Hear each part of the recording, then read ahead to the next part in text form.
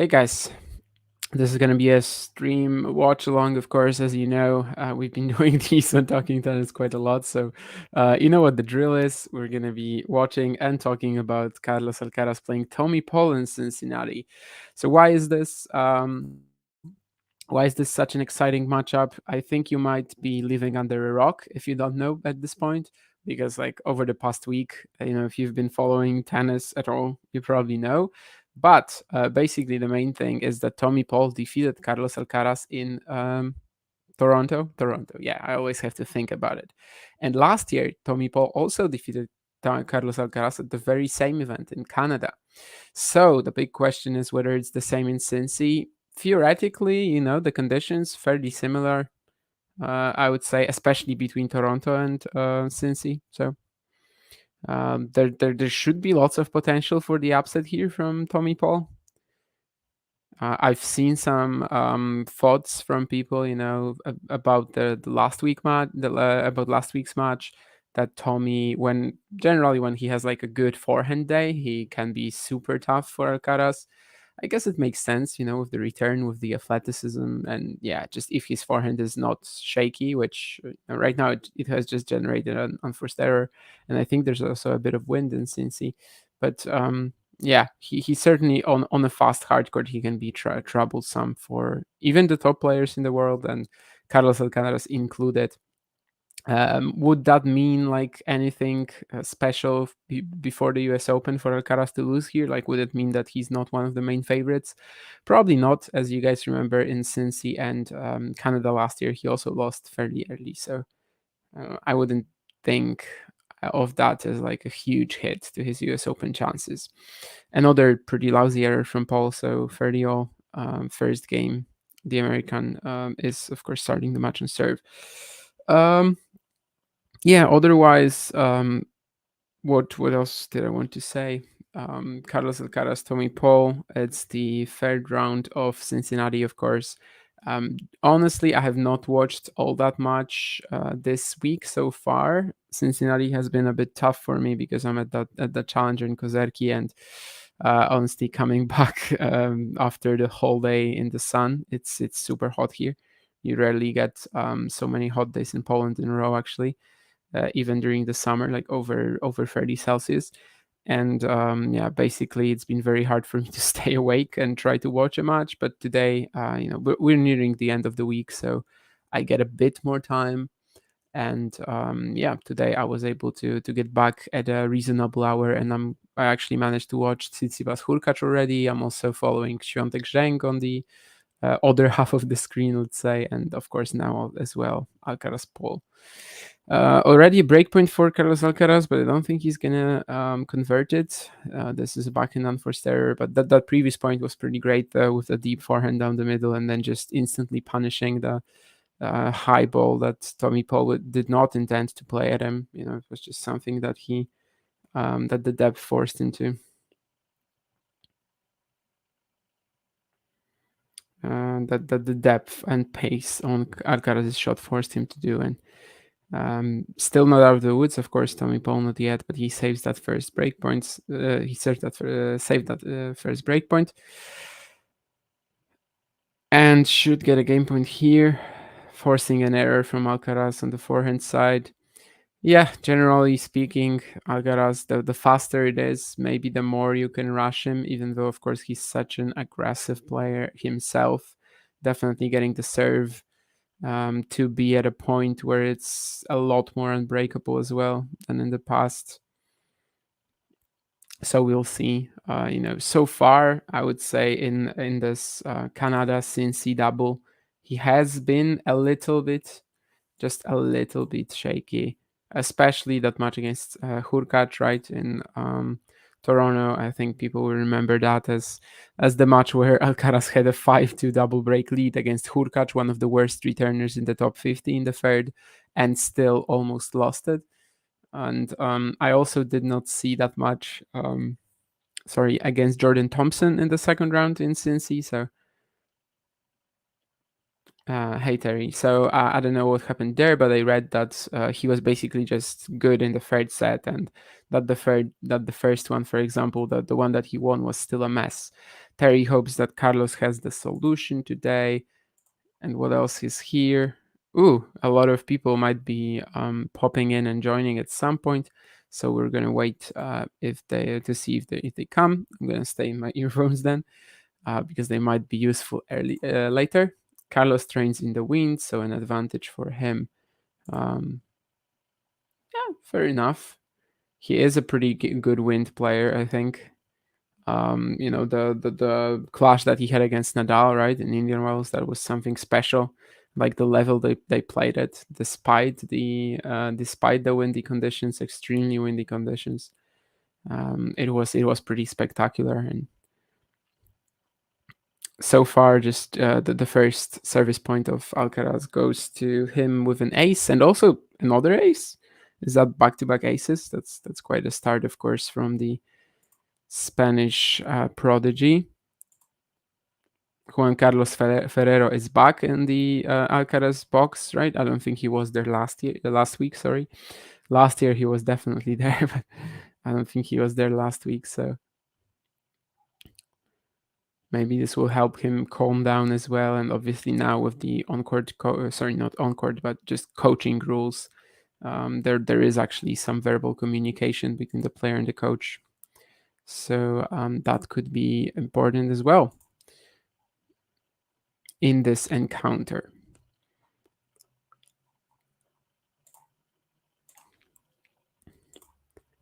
And looks like this first game of the match for Alcaraz will also be super quick.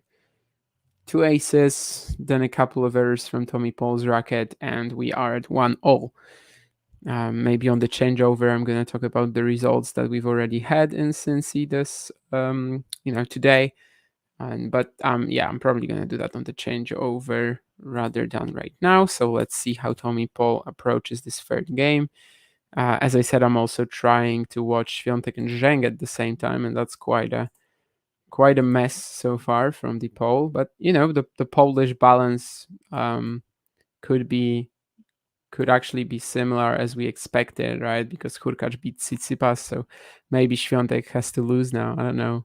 But then again, in Kozerki today, it was 0-2 in singles, so maybe actually both Świątek and Hurkacz should win.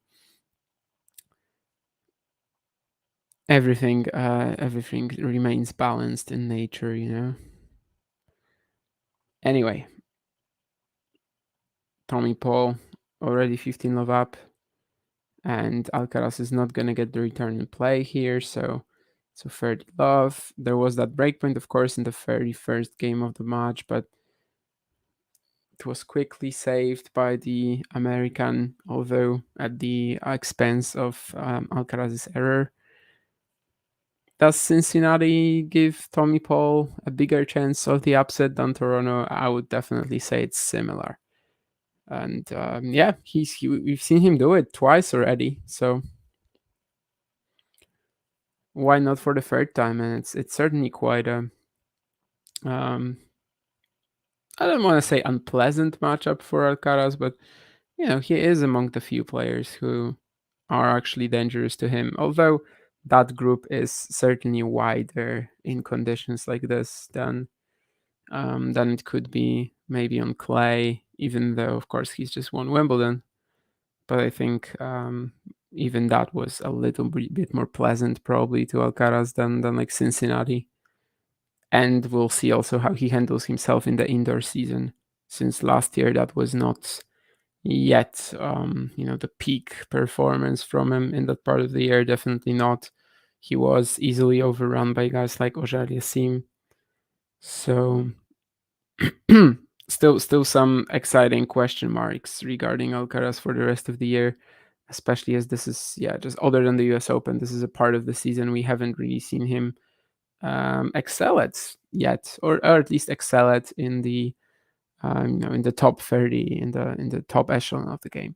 Anyway, Tommy Paul is very quick with the hold there. So as I mentioned, I have to say that so far we've had 4 matches completed on the men's side in Cincinnati today. Popyrin beating Rusuvuori in 3 sets. Zverev beating Medvedev in 3 sets, which is probably his biggest win since all the injuries, right? He lost to Daniel twice this year, and one of them was, of course, that terrible Monte Carlo. Yeah, just a complete choke from the German. And right now he finds a way to beat Medvedev, which must be huge for him. Hubert Hurkacz, as I mentioned, beat Stefanos Tsitsipas, getting that head-to-head record to 3-8, which already sounds a lot better than 2-8, I think. And 2-8 was definitely a bit too lopsided, I think, for this matchup, especially with Hurkacz, who is like born to play close matches. And Maki McDonald was also forced to retire against Adrian Manarino at 4-6, love 3 down. I think he led by a break in the opening set, but of course that didn't last all that long, presumably also because of the injury, not only because of the Frenchman's amazing play. And yeah, on the women's side, I think we've had like two matches, right? Vondroushova going pretty strong. I think, considering how sometimes the first time Grand Slam champions would do very poorly in their next events, Vondroushova so far is actually doing very nicely. 2 wins at Montreal, already 3 wins in Cincinnati, which also wouldn't really, like, in the past you wouldn't really think that these are perfect conditions for her. But now that she's won Wimbledon, maybe you have to rethink that. And of course, Muchova beating Sakari in a rematch for the Wimbledon round one, which is also pretty huge. Back then, of course, we felt like Karolina Muchova is definitely among the most dangerous unseeded players in the draw. Now this is very much different, of course, because in that Paris run, she made the final and just finds herself so much higher in the rankings at the moment. And the one match on the women's side going on right now, of course, is Iga Świątek playing Qin Zheng, which I already mentioned. There's also that fun stat, right, that Iga Świątek has not yet lost a professional match to a player who is younger than her. And recently, I think on another Talking Tennis stream, we were talking about like who this player could possibly be, right? And I think that the players that I definitely mentioned in this conversation were Qin Zheng and Mira Andreeva. We'll see if Zheng is able to complete the job so far today. So far, she's 4-3 up. So a nice start there. And Andreeva, we'll see when we get the first head-to-head meeting between her and Świątek. A popular answer as well would be Coco Gauff, naturally, even though she has a 0-7 head-to-head against Iga. Perhaps she beats her, once or twice if they keep playing, if they keep running into each other. Alcaraz is in a bit of trouble here at 15:30 at 1-2, especially that third rally in this game was a little sloppy with that forehand, but he gets an error from Tommy Paul to get back to 30 all.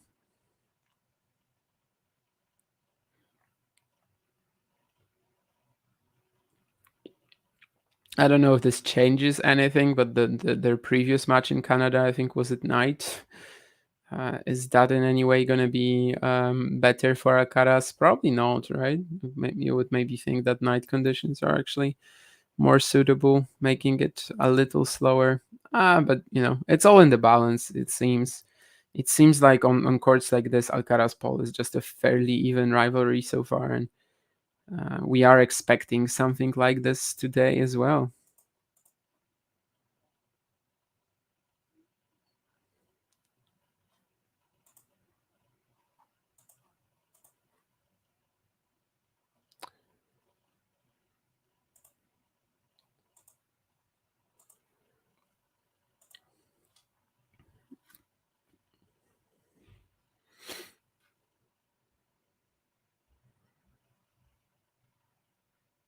That's a good deep return from Paul on the Alcaraz second serve, so he's gonna get to deuce for the first time in this match on his opponent's delivery.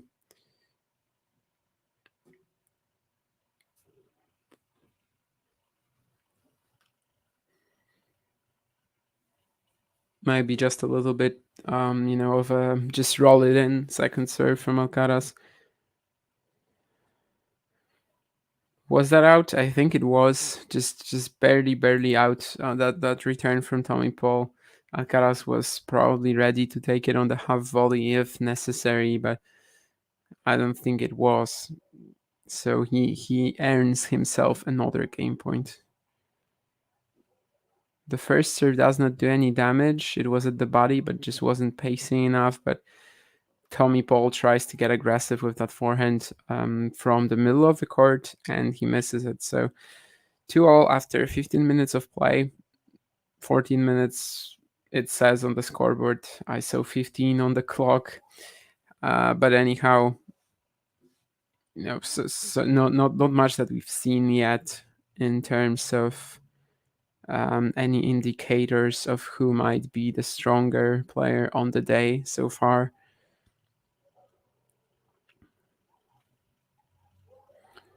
Great serve from Tommy Paul down the tee though. 15 love, sorry, on his serve.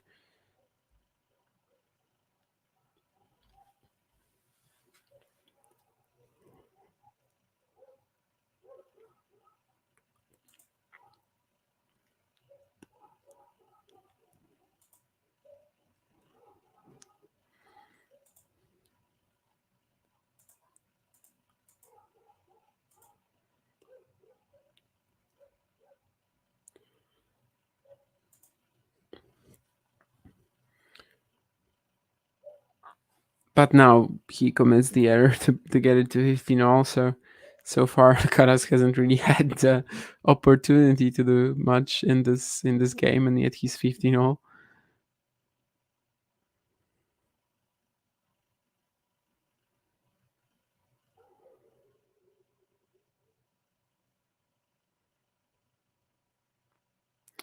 Little impatient there from Paul. Just Alcaraz just putting the return in with just a lot of loop, lots of spin on the backhand, and Tommy Paul tries to go very aggressive, sharp angle back and cross court. That does not work out at all for the Americans. So 15-30.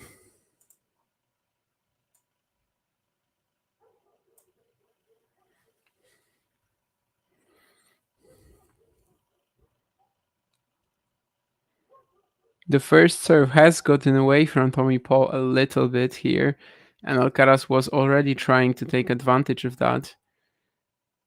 Stepping around his backhand return and trying to locate that forehand, probably down the middle. I'm assuming it's kind of hard to tell because, yeah, it seems like both players are not handling these windy conditions that well yet, especially when they're trying to be aggressive. Like Alcaraz was just trying to go hard on that forehand return, and yeah, it's even pretty hard to determine the direction that he was going for.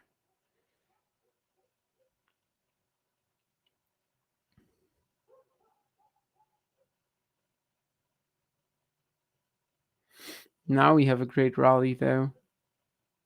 That backhand from Alcaraz was a little shorter than he even thought he was gonna play. I think it forces Paul to get to this fairly uncomfortable slice, and theoretically it gave Alcaraz the advantage in the point, but he missed the first forehand right after. So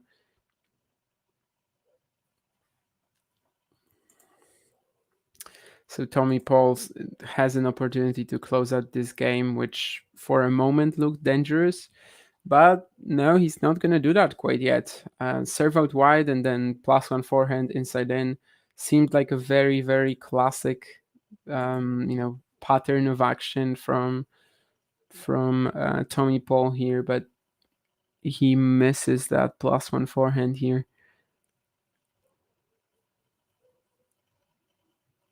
So we're getting to another deuce.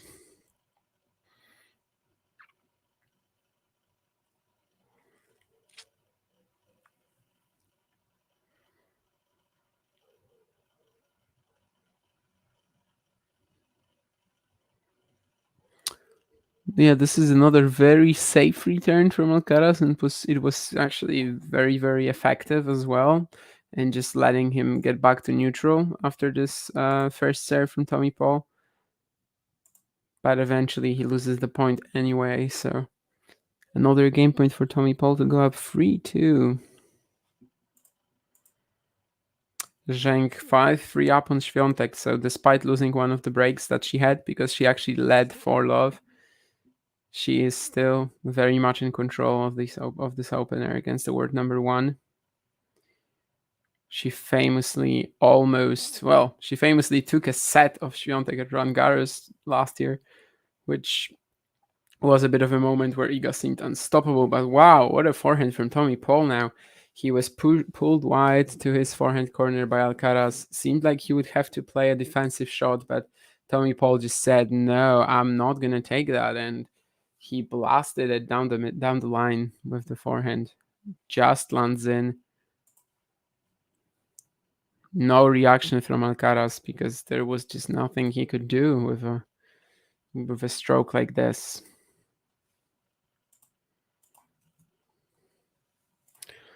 Great stuff from Tommy Paul there, and he is leading 3-2, no breaks so far. But every game has been pretty competitive, I would say. Hey Nurlan, good to see you.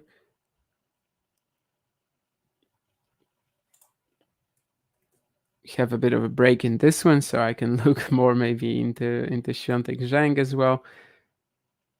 Definitely been a bit of a hot mess of a match so far, but maybe that's just what the windy conditions are enforcing onto the players.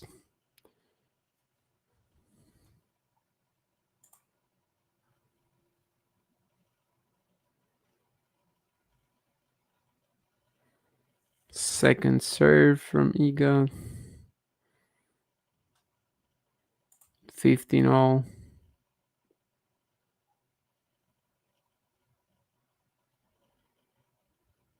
And I think it's okay. So that second serve was actually in, but it was barely in, I think. A pretty similar rally to what we just saw in Alcaraz Świątek. Zheng also going down the line with the forehand when it seemed like she must be playing a more defensive shot. Świątek still in control of the point, but just not getting the timing right on the backhand. But anyway, back to Alcaraz Paul, where we have a double fault from Carlos to start game 6.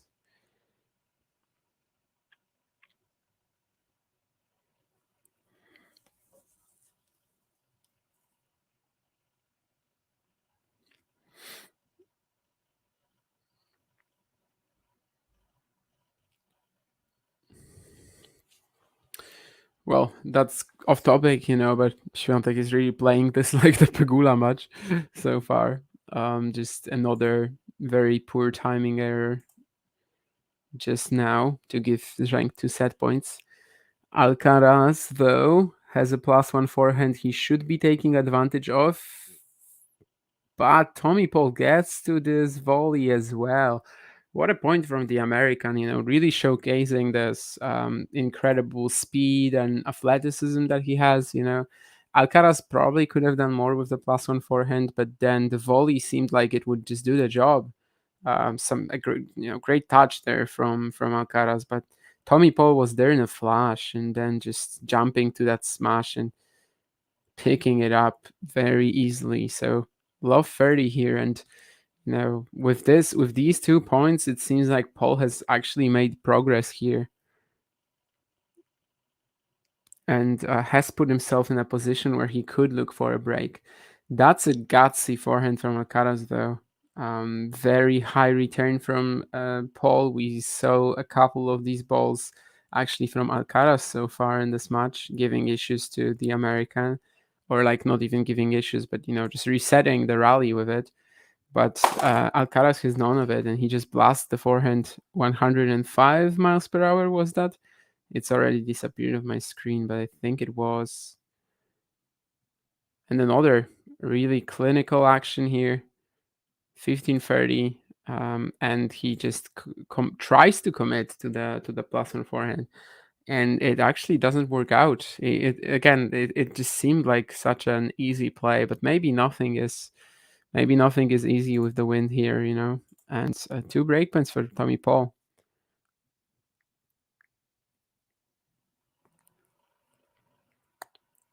He has the opportunity to attack and will take this. There was a shorter ball from Alcaraz, which Paul was already onto. He moved into the forecourt. It was maybe not the cleanest strike in the world, but it gave Alcaraz a bit of trouble as well because of that. And Tommy Paul just cleans it up with the forehand volley, 4-2 up. And this game was actually pretty great from the American. I think aside, of course, aside for the two errors of Alcaraz, just a couple of good rallies from Paul, where he was a bit on the defense at first, but then just so early to pounce when the opportunity presented itself. And yeah, as I said, I did not see their match in Canada this year, and yeah, just watching the first six games, you can kind of see why this is a tough one for Alcaraz a lot of the time. Tommy Paul just so quick, so good when it comes to like turning defense into offense, and at the same time, of course, a good shot maker as well. A nice serve, basically a very all-rounded skill set with very little that you can actually target if you're if you're even if you're Carlos Alcaraz. It's kind of hard to find a weak point, but of course Tommy Paul can also just flop in this one, right? And he double faults to now give Alcaraz the love 30 lead on return. He broke in a pretty emphatic fashion, but then the next 2 points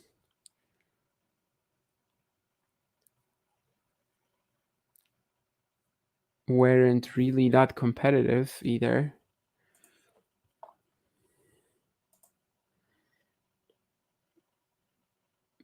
Paul approaching after the +1 backhand, and I think it was in. He apologizes to Alcaraz because it probably clipped the line, or maybe it wasn't a clean hit. Let's look at the replay. Yeah, I think maybe he was just apologizing for the fact that it clipped the line or something. But anyway, 15-30. Short, good point from the American. That's an interesting return from the word number one, though. Forehand slice down the line, and it seems like this was also barely in.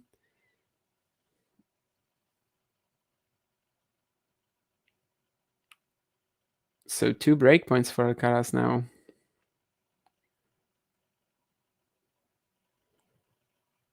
This was definitely a bit of like invention, a bit of creativity. He didn't exactly know what to do with this return, but it actually ended up being a pretty great shot.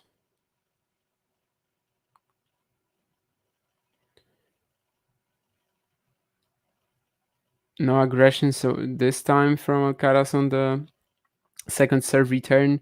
Will he be rewarded? It's a crazy point, and you can see the wind kind of messing both players up. Tommy Paul getting this volley from basically from like his stomach, and then Alcaraz trying to hit a passing shot, but it ended up that the ball was actually like in a very uncomfortable spot for him. Yeah, he basically found himself hitting like just in front of him instead of next to him, and he was forced to basically give Tommy Paul the ball back, which did not end well for the word number one. He was not unable to chase another drop volley from the American. So one more breakpoint coming up.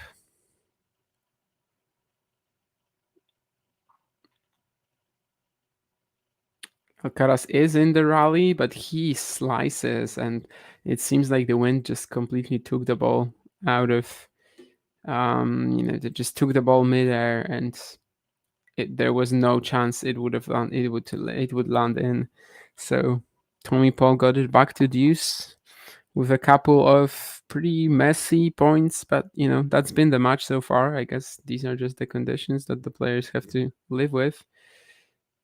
This should be an easier point for Paul, but is it? Some great running from Alcaraz, but he won't win it eventually. Yeah, this has been working pretty well from Paul to just hit a good serve and hit a good first serve, take the +1 forehand, or well, in this case it was a forehand, but just take the +1 shot, go to the net, and you're probably gonna figure something out there. Given that Alcaraz doesn't really have the perfect conditions to pass. And another good serve, this time down the tee, gives him the 5-2 lead. This so far is probably going as well as it really could have for Tommy Paul. I wouldn't say that the quality of play has been enormous. It certainly has not, but it is what it is with the conditions that the players have to deal with. And after 29 minutes, it's Tommy Paul leading 5-2. And I think I said this earlier, but Qin Zheng took that set. So basically, she is now just a set away from becoming the first player younger than Świątek to beat her on the professional tour. And I'm not talking, by the way, WTA tour. I'm not talking, anything like that tour level. It's really any professional match so far. I think she's lost like about 60-ish professional matches, and none of them have been to players younger than her, which of course in the future, in like a few years, will happen pretty regularly, right? But at least for now, she has only been losing to players older than her.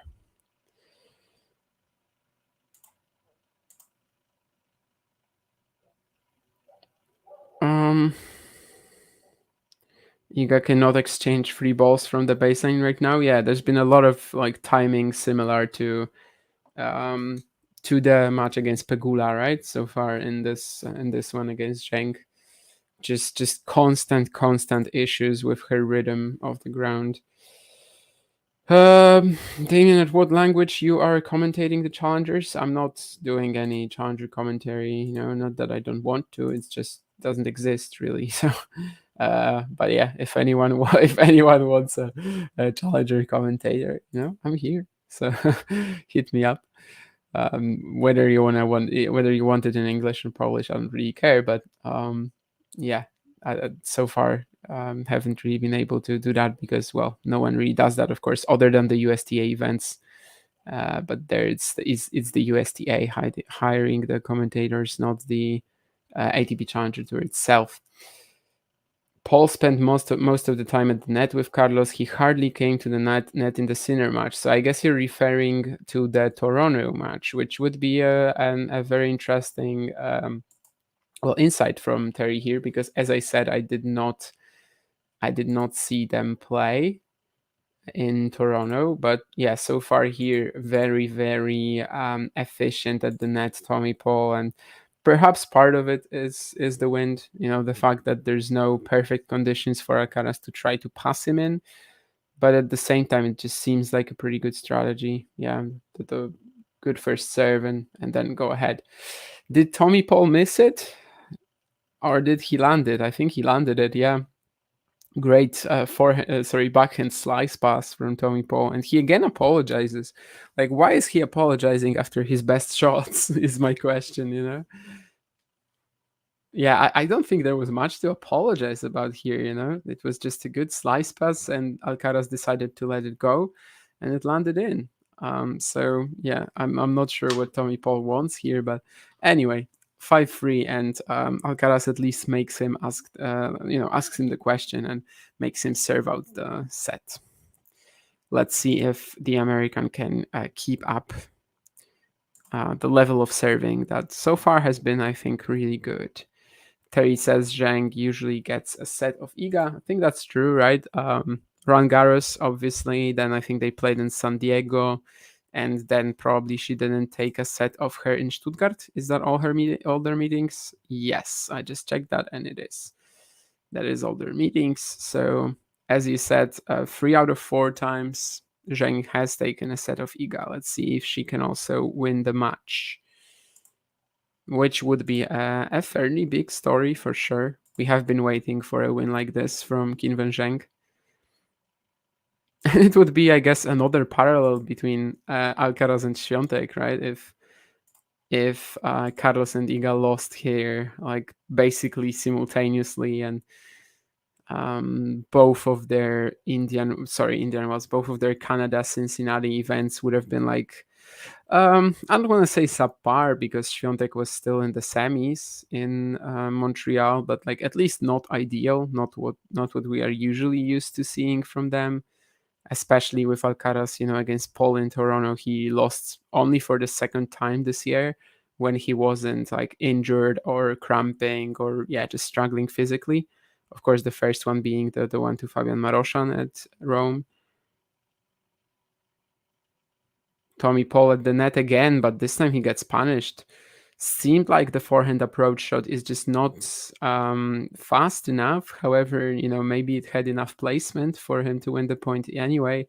But that's a fantastic angle on this forehand pass from Alcaraz, and probably one of the first times in this match where he punishes Paul for these net ventures. So much explosiveness as well in his movement here to the forehand corner.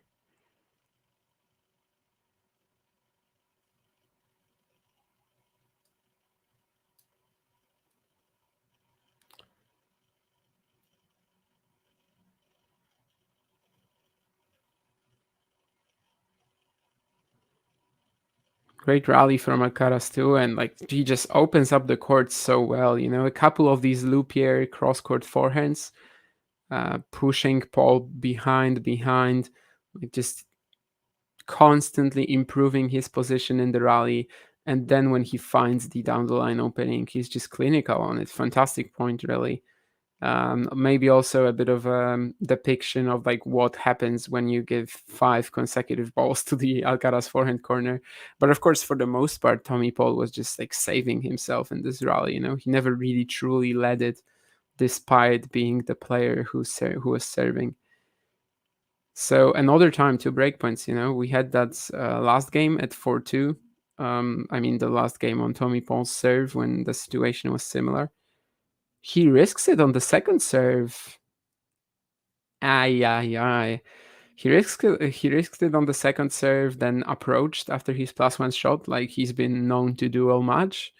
And then just missed the forehand volley. It kind of gave you like an iffy feeling, when you saw him moving to it, and like just the way he positioned himself to the shot. But then again, still I thought it was easy enough for him to still potentially make it, even if the movement was a little, like, even if the position was a little bit subpar. But anyway, Carlos Alcaraz breaks to get back to 4-5. That fantastic point at 15:30, certainly something to remember. A couple of Lupierre cross-court forehands to then just kill it down the line when given the chance, and especially in the windy conditions, very tough to do. And also, of course, the 2 moments when Tommy Paul wasn't able to maintain his very good record at the net this match. But still, Alcaraz has to win his next game to get back to level terms. Maybe Paul will stay back now, says Terry. He did not and paid the price. Although, I don't think he did anything wrong on that last point. Well, until the last shot, of course. But like he was still in a good position to win it. Zheng is not necessarily playing well, says Nurlan, and I would agree with that. Hello, Shihari. Also, John says that Miles is about to join, so I'll make sure to let him in once that happens. And Alcaraz already back on the baseline, and he will be trying to serve to stay in the set, of course, having just broken back Tommy Paul. Yeah, pretty lousy error here from the American as well. Seemed like that there wasn't all that much on this Carlos forehand down the middle, and maybe the height of the bounce surprised the American though, because it just didn't seem like he had any chance to put it back over the net, despite the ball being reasonably easy.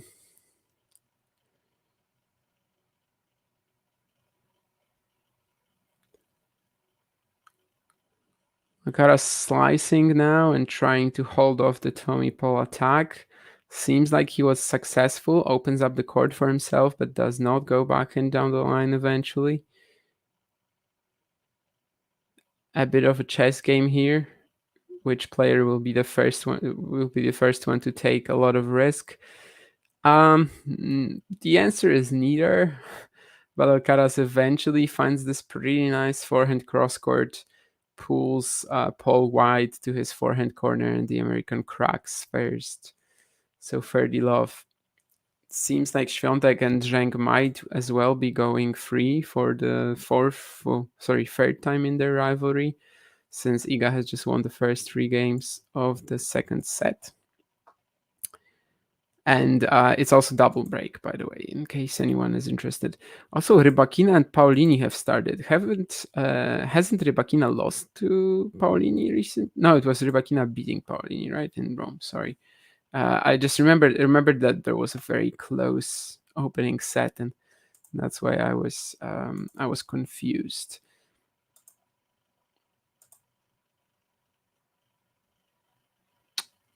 Who is Miles? asks Nurlan. Well, I guess you're gonna meet him soon. If you haven't yet, he has been appearing on Talking Tennis shows. He has his own podcast type of thing as well, with tuned into tennis, and yeah, he is about to get here apparently. So if you haven't met him yet, you're gonna see that. You're gonna have a chance to make up for that very soon. Yeah, and 5-0, 41 minutes. Tommy Paul obviously led 5-2 here, and had a big opportunity to close out the opening set. Eventually didn't end up doing it.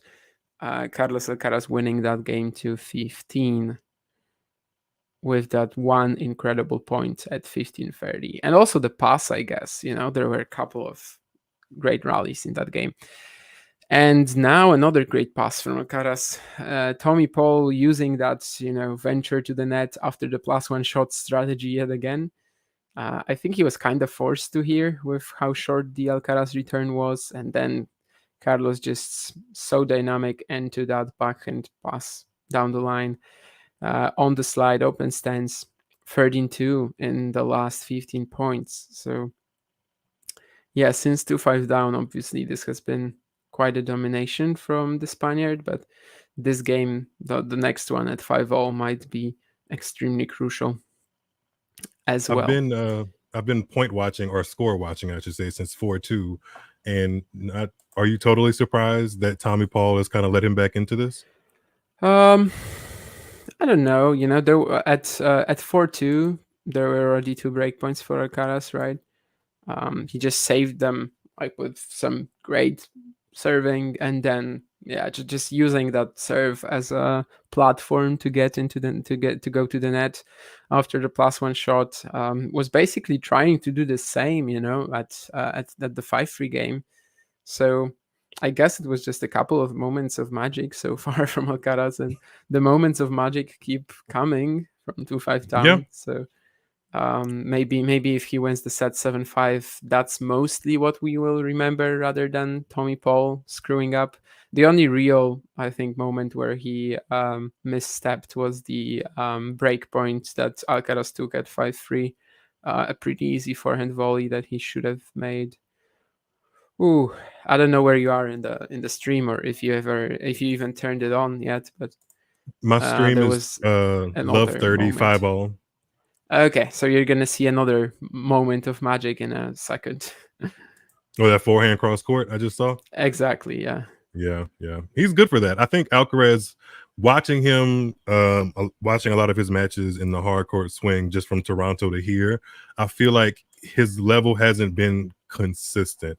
He's been scratchy, and he's been scratchy, but I do like the fact that he has, like, I guess the best way to call them is like wake up moments, or like aha moments in matches. I saw him kind of have one in the Jordan Thompson match the other night, and I do appreciate that he has the gears to kind of click into, but against somebody like that, against somebody like Tommy Paul, I should say, you would think that he would have the gear turned on a little bit already, but Tommy Paul obviously presents problems for him too, so maybe he's battling all of that at the same time.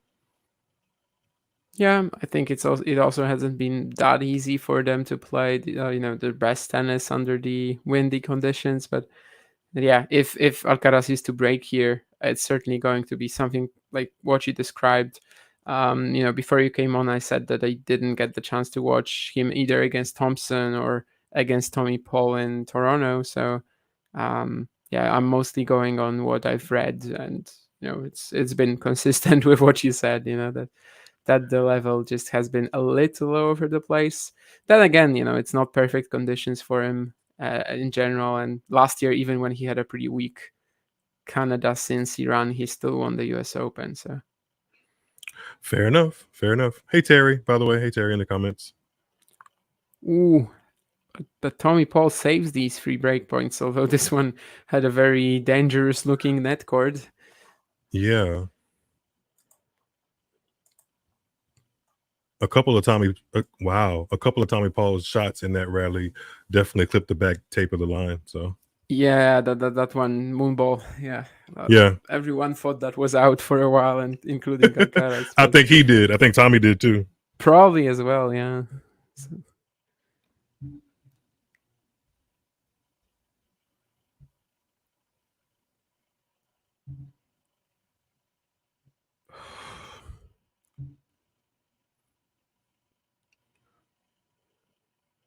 Terry, I think earlier said that the what was it? Something about the brightness. Um, the lightning is so bright I can hardly see the ball. I kind of relate to that a few On times the here. I stream. haven't been Yeah. able. Yeah, I haven't been able to see. And like this was an example. This Alcaraz netted forehand. I had no idea if this was in the court or not.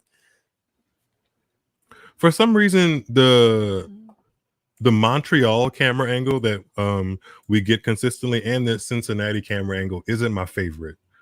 The Toronto camera angle is fine enough for me. I like the way that court looks against the lighting and the cameras and stuff like that. But the Cincinnati one isn't. At least the main court isn't. The court that Zverev and Medvedev were playing on earlier, the ball is a little bit easier to track for whatever reason. But this one not so much.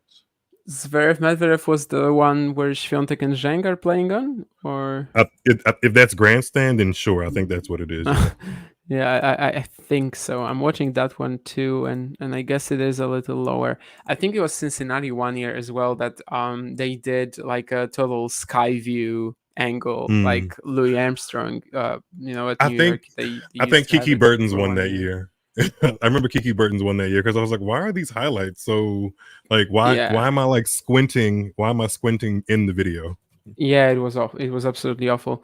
When did Kiki Bertens win Cincinnati? I have to look now, but yeah, 2018. 2019, That makes sense because 18. 2019, Uh, 18, 18. Okay, 18. 18, that's what they say on Wikipedia, but that makes sense because I was thinking that was the year when Djokovic beat Federer in the final, and that's Mm. exactly the year. So yeah, that would make sense. Thankfully, they managed to change that next year.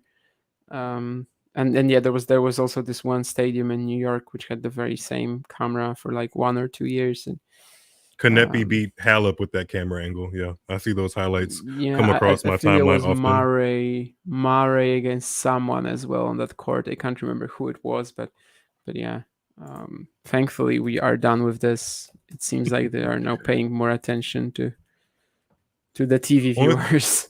The only thing that worries me a little bit still about Cincinnati, especially with the match like these guys, Tommy Paul and Carlos, that cover so Uh-huh. much of the court. Those you see those it looks like little pillars, and on top of the pillars there's a rotating camera. I think Medvedev ran into one a couple years back.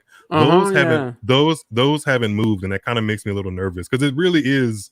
It's literally on the court in a way that you wouldn't have to really try that hard to run into it, you know. And Medvedev already is 7, 8 feet behind the baseline, so that's kind of where it is. Maybe it's like 10 or 11 feet behind the baseline, but you don't have to try that hard to run into it. Yeah, I get it. I remember this being a topic of conversation for sure when Medvedev ran into that guy. Yeah. John was asking, what does Novak need to regain number one? Well, at this point in time, it seems like he would need, well, of course, the title if Alcaraz doesn't make the final, I think. If he makes the final, he would need Alcaraz to Actually, they could be even tied on points if Alcaraz wins today, and then Djokovic would make the final. Then they would be tied on points as well. I would have to check like who has the better tiebreaker. So it's kind of Hmm. unclear, but winning the title doesn't even guarantee it for him yet. As Alcaraz, if he makes the final, would stay at number one. Does it really make any difference though? Not so much, right? Like in regards to the US Open, of course. Well, don't they use the rankings that come out in the Yeah, upcoming but one and Monday as two, the seeding, right? 1 and 2 is the Yeah, same, right? fair enough. Yeah, There's unless somebody, really no unless one of difference. them get like Milos Raonic in the first round, because that could be a possibility. Yeah, but then it's like a butterfly effect thing. Like maybe if Alcaraz is number one and he gets Raonic, then maybe if Djokovic was number one, he doesn't get Raonic. Yeah, So it's but yeah, Raonic definitely one of the guys to avoid. for sure. And Wawrinka too. He'd probably be unseated. Yeah, he would need like a massive result here to potentially jump into the Does he get the seedings. if he wins his match against Max Purcell? I think he takes on the winner of this Alcaraz and Paul match in the draw, right? Yes, and that may be like if he beat Alcaraz or Paul here, that could get him into the seedings potentially. Maybe, So yeah, because he's in the 50 range right now. yeah, I'm looking at the points, and he would be like 34th, fifth maybe. So yeah, Mm, it is a okay. possibility. He's like two matches away from making this. Yeah, Laszlo Jere at least right now is projected to be the 32nd seed. Jere is at where to 12, 15. Yeah. Yeah, three wins definitely. Like if Wawrinka makes the semis, he would be a seed. But of course that's kind of far away from him right I now. jokingly, I think Wawrinka said the old guy still has some good game in him or something on Twitter, Yeah. and I jokingly replied, "Why don't you go and win the whole thing and really start some chaos? Because wouldn't that be kind of chaotic if he like just randomly won a Masters 1000 before the U.S. Open?" Yeah, and I think the only player who made this round of an ATP 1000 and was older than him was Ivo Karlovic. So like it would be Mm. absolutely unprecedented, to go so deep. Ivo, I think, made the fourth round at Indian Wells at like 40, but of course he never really got close to winning this sort of an event. So yeah, it would be a fantastic record. And isn't he on like a win streak as well, right? Because he won. No, he lost in Toronto. Did he? Because Wawrinka, he won Umag, right? And I can't he got to remember the final of suddenly. Umag. He lost to Popper in Oh, that he lost final. to Popirin, of course, right? Yeah, because I just thought that I don't think he played Toronto, and for some reason I had this in my mind that he won Umag. Of course, he wasted the chance, like he did with many with many other opportunities this year.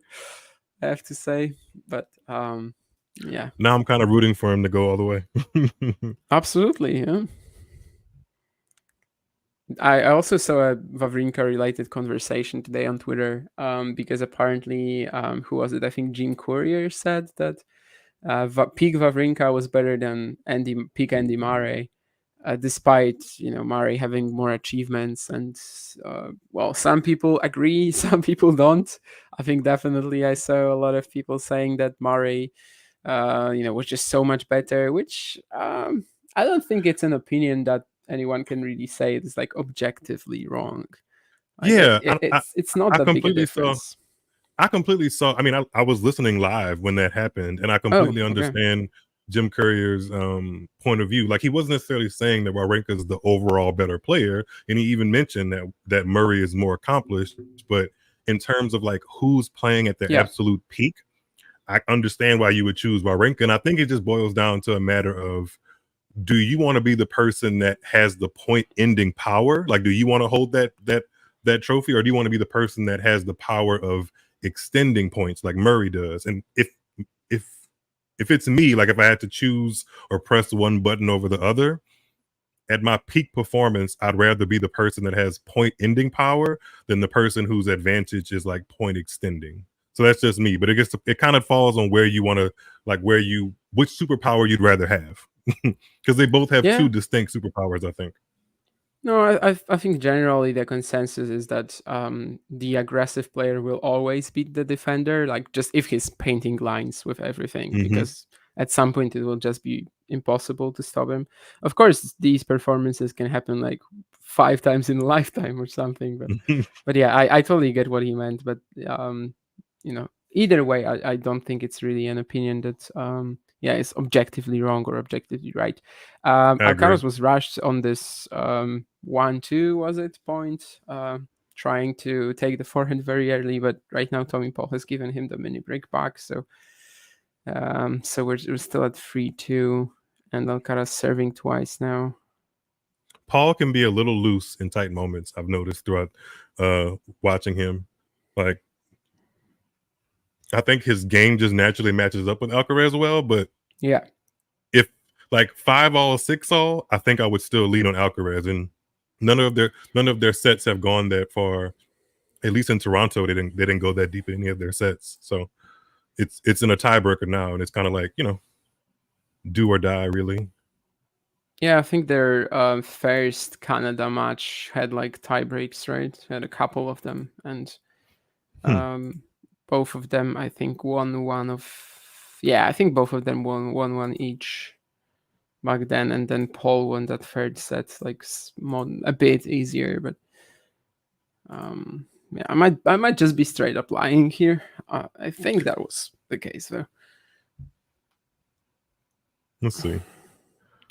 This app will tell me what their head-to-head is, and break it down a little bit better. Yes, in Montreal, they split tiebreakers last year. Yep. Since then, none of their matches have gone to a tiebreak in any of the sets until now. Okay, so Miami this year also no tie breaks. No tiebreaks. Yeah, and this is, I think, just an unforced error of the forehand side from Alcaraz, trying to get lots of the depth and height on this ball, and just barely long. So Tommy Paul with the 2 mini breaks. Some parts of the match he has been serving extremely well. Maybe this is the time where it comes back. We have this stat about points won over 9 shots on the screen as well right now, and they're tied, but it's not exactly the most useful, as it's just 5-all in this statistic, so it hasn't been happening all that much. I think this could really be an exciting matchup going forward, as long Mm-hmm. as Tommy Paul. How do I put this? Tommy Paul just can't get stuck in like the semifinalist road that he's kind of been stuck in, because he only has one ATP title to his credit. If he becomes a person that we can kind of pencil in a little bit more comfortably to win some 250s and 500s, I think Mm-hmm. their rivalry becomes a lot more interesting, because Tommy Paul goes from like dangerous floater or low seeded player to like a contender on a certain level. And I think both of them being contenders would be really great for tennis, because the matchup just produces really great dynamics and good shot making and everything. So that'd be great. Yeah, I guess the question I would ask is, like, is he actually a regular finalist though on the ATP He tour? would have to, at the current moment, he would have to step up. He really would have to step up, Yeah. because I don't think it's that much of a step, honestly, because he's already knocking on the door of the top 10, but he's not a player that has enough simply in his trophy cabinet. And already at only 20 years old, Alcaraz has a very impressive trophy cabinet. So if Paul could just add a couple more titles, I think this rivalry gets way more interesting. And it already is pretty interesting, but it gets even more interesting if Tommy Paul ups up his resume a little bit. Someone who has stepped up right now is definitely Carlos Alcaraz. That was a nasty forehand cross-court winner at 3-5, and then great point at the net here. So he is actually back in this tiebreaker 5-all. And if he ends up winning the set here, definitely another moment where we can just talk about Alcaraz suddenly producing some magic.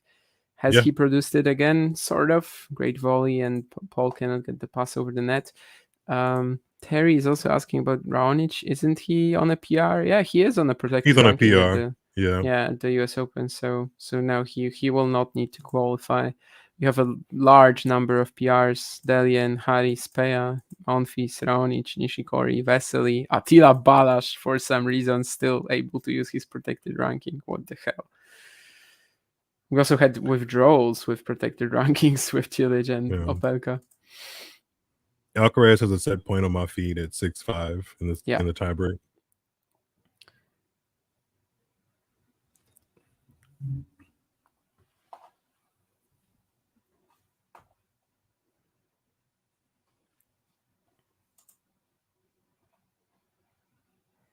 I don't know if you've already seen it, but he has just missed that return. So Oh, just long too. Yeah, I just saw it. yeah, now is the Tight. now is the moment where you wanted to back Alcaraz 6-all.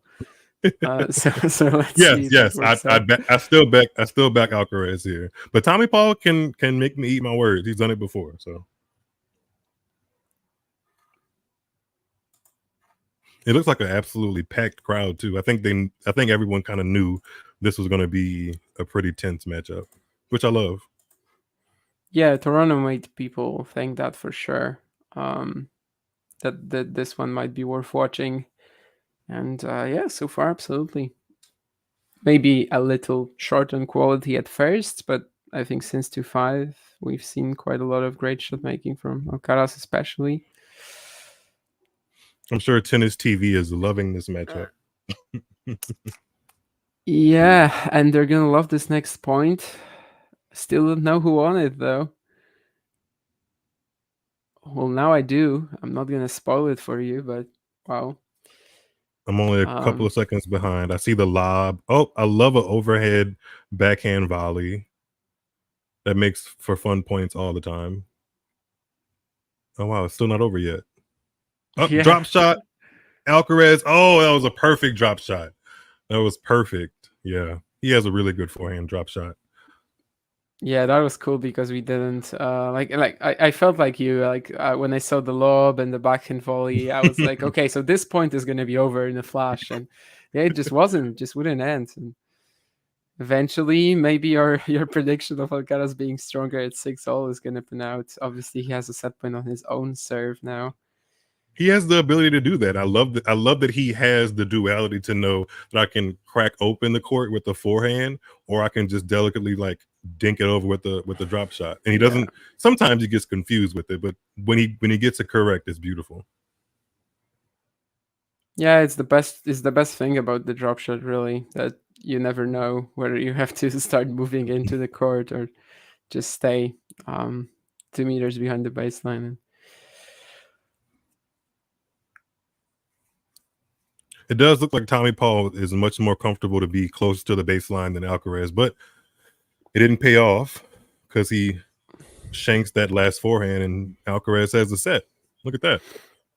Yeah, I think that's kind of what makes Paul dangerous for Alcaraz as well. The fact that he can, like, yeah, just stay so close to the baseline. He can actually pull it off most of the time, and doesn't get pushed back by what Alcaraz is sending at him, like, almost at all.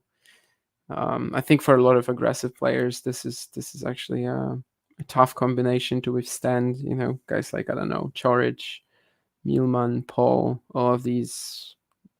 I don't want to say grinders. You know, Paul is definitely more aggressive than the other two. But yeah, just the fact that they will never get pushed behind. But of course, he loses this point. Some great footwork as well there from Alcaraz to get that forehand inside in. And yeah, And 8-6 Tommy Paul set, was super up competitive. 5-2 in that set, right? Yeah, absolutely. Yeah, 5-2. that's Some magic from Alcaraz there in the next 3 or 4 games, and he managed to get it back to I love level that about terms. tennis.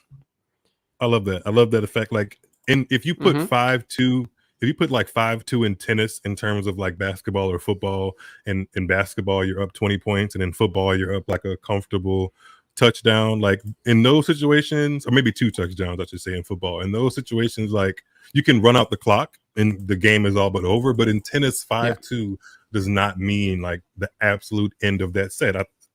Alex DeMonar showed that last week in Toronto when he beat Taylor Fritz in the first set, down 1-5.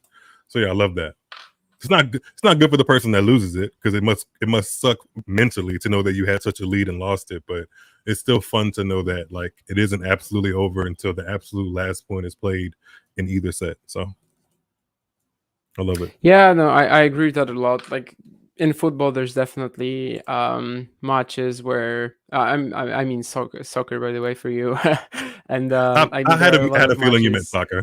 Yeah, I meant soccer, and like there's definitely matches when it's like 2-0, 85th minute. There's no point watching anymore. Of course, sometimes you're gonna run into an incredible Hmm. comeback. It happens, but yeah, a lot of the time, even at like the 45th minute that this match is over, and here you still have to actually, win the last point. You have to It's keep it doing what you were maybe doing. Yeah. yeah, maybe even more evident in some other sports. Like for example, I watch a lot of darts as well, and like basically you have to finish it all by yourself, right? There's no option for the opponent to like give you a double fault or an unforced error. So I think it's even stronger there, because you still have to hit that winning dart. But yeah, I think tennis is definitely one of the best things about tennis as well, that you never really know when the match will It's be over. never It's over. also one of the worst things about tennis at the same Yes. time. uh, Because just that's scheduling that same wise. thing. And I was gonna say that same thing. As fun as it is to watch, like the whole conversation that's being had right now on the WTA. I think Azarenka made some comments about her not even knowing where she's going to play her match until 11 p.m. the evening before. Like she said, like this is unacceptable, and it just I can see how, because you don't really know um when a match is going to end, it must be really difficult to schedule some things, and that's how we end up with matches that are on court until 3 a.m. sometimes. It's yeah, never over. scheduling in tennis is definitely one of the hardest, in terms of any sport. And yeah, the TV, it makes it so much harder to just schedule broadcasts. So yeah, it makes sense. That I think that makes tennis so interesting is also one of the things that may be stopping it from like becoming, I don't know, maybe an even bigger and even more global sport. But at the same time, it's like a cause and effect thing. Yeah. If it didn't have it, maybe it would never have a chance to survive. So yeah. If you let people on Twitter tell it, all you need is a roof. All you need is a roof, and Yeah. everything, all the problems go away. Which, debatable. It would help with the Eh, rain, but would it really help with the scheduling and how long matches can go? Who knows? a bit, yeah. There's definitely things that you can do, in regards to that specific Canada example. It never should happen that one semifinal is in the day session and the other is in the night session. Like that's something that's just a big no-no. But yeah, anything after that was not really the organizer's fault.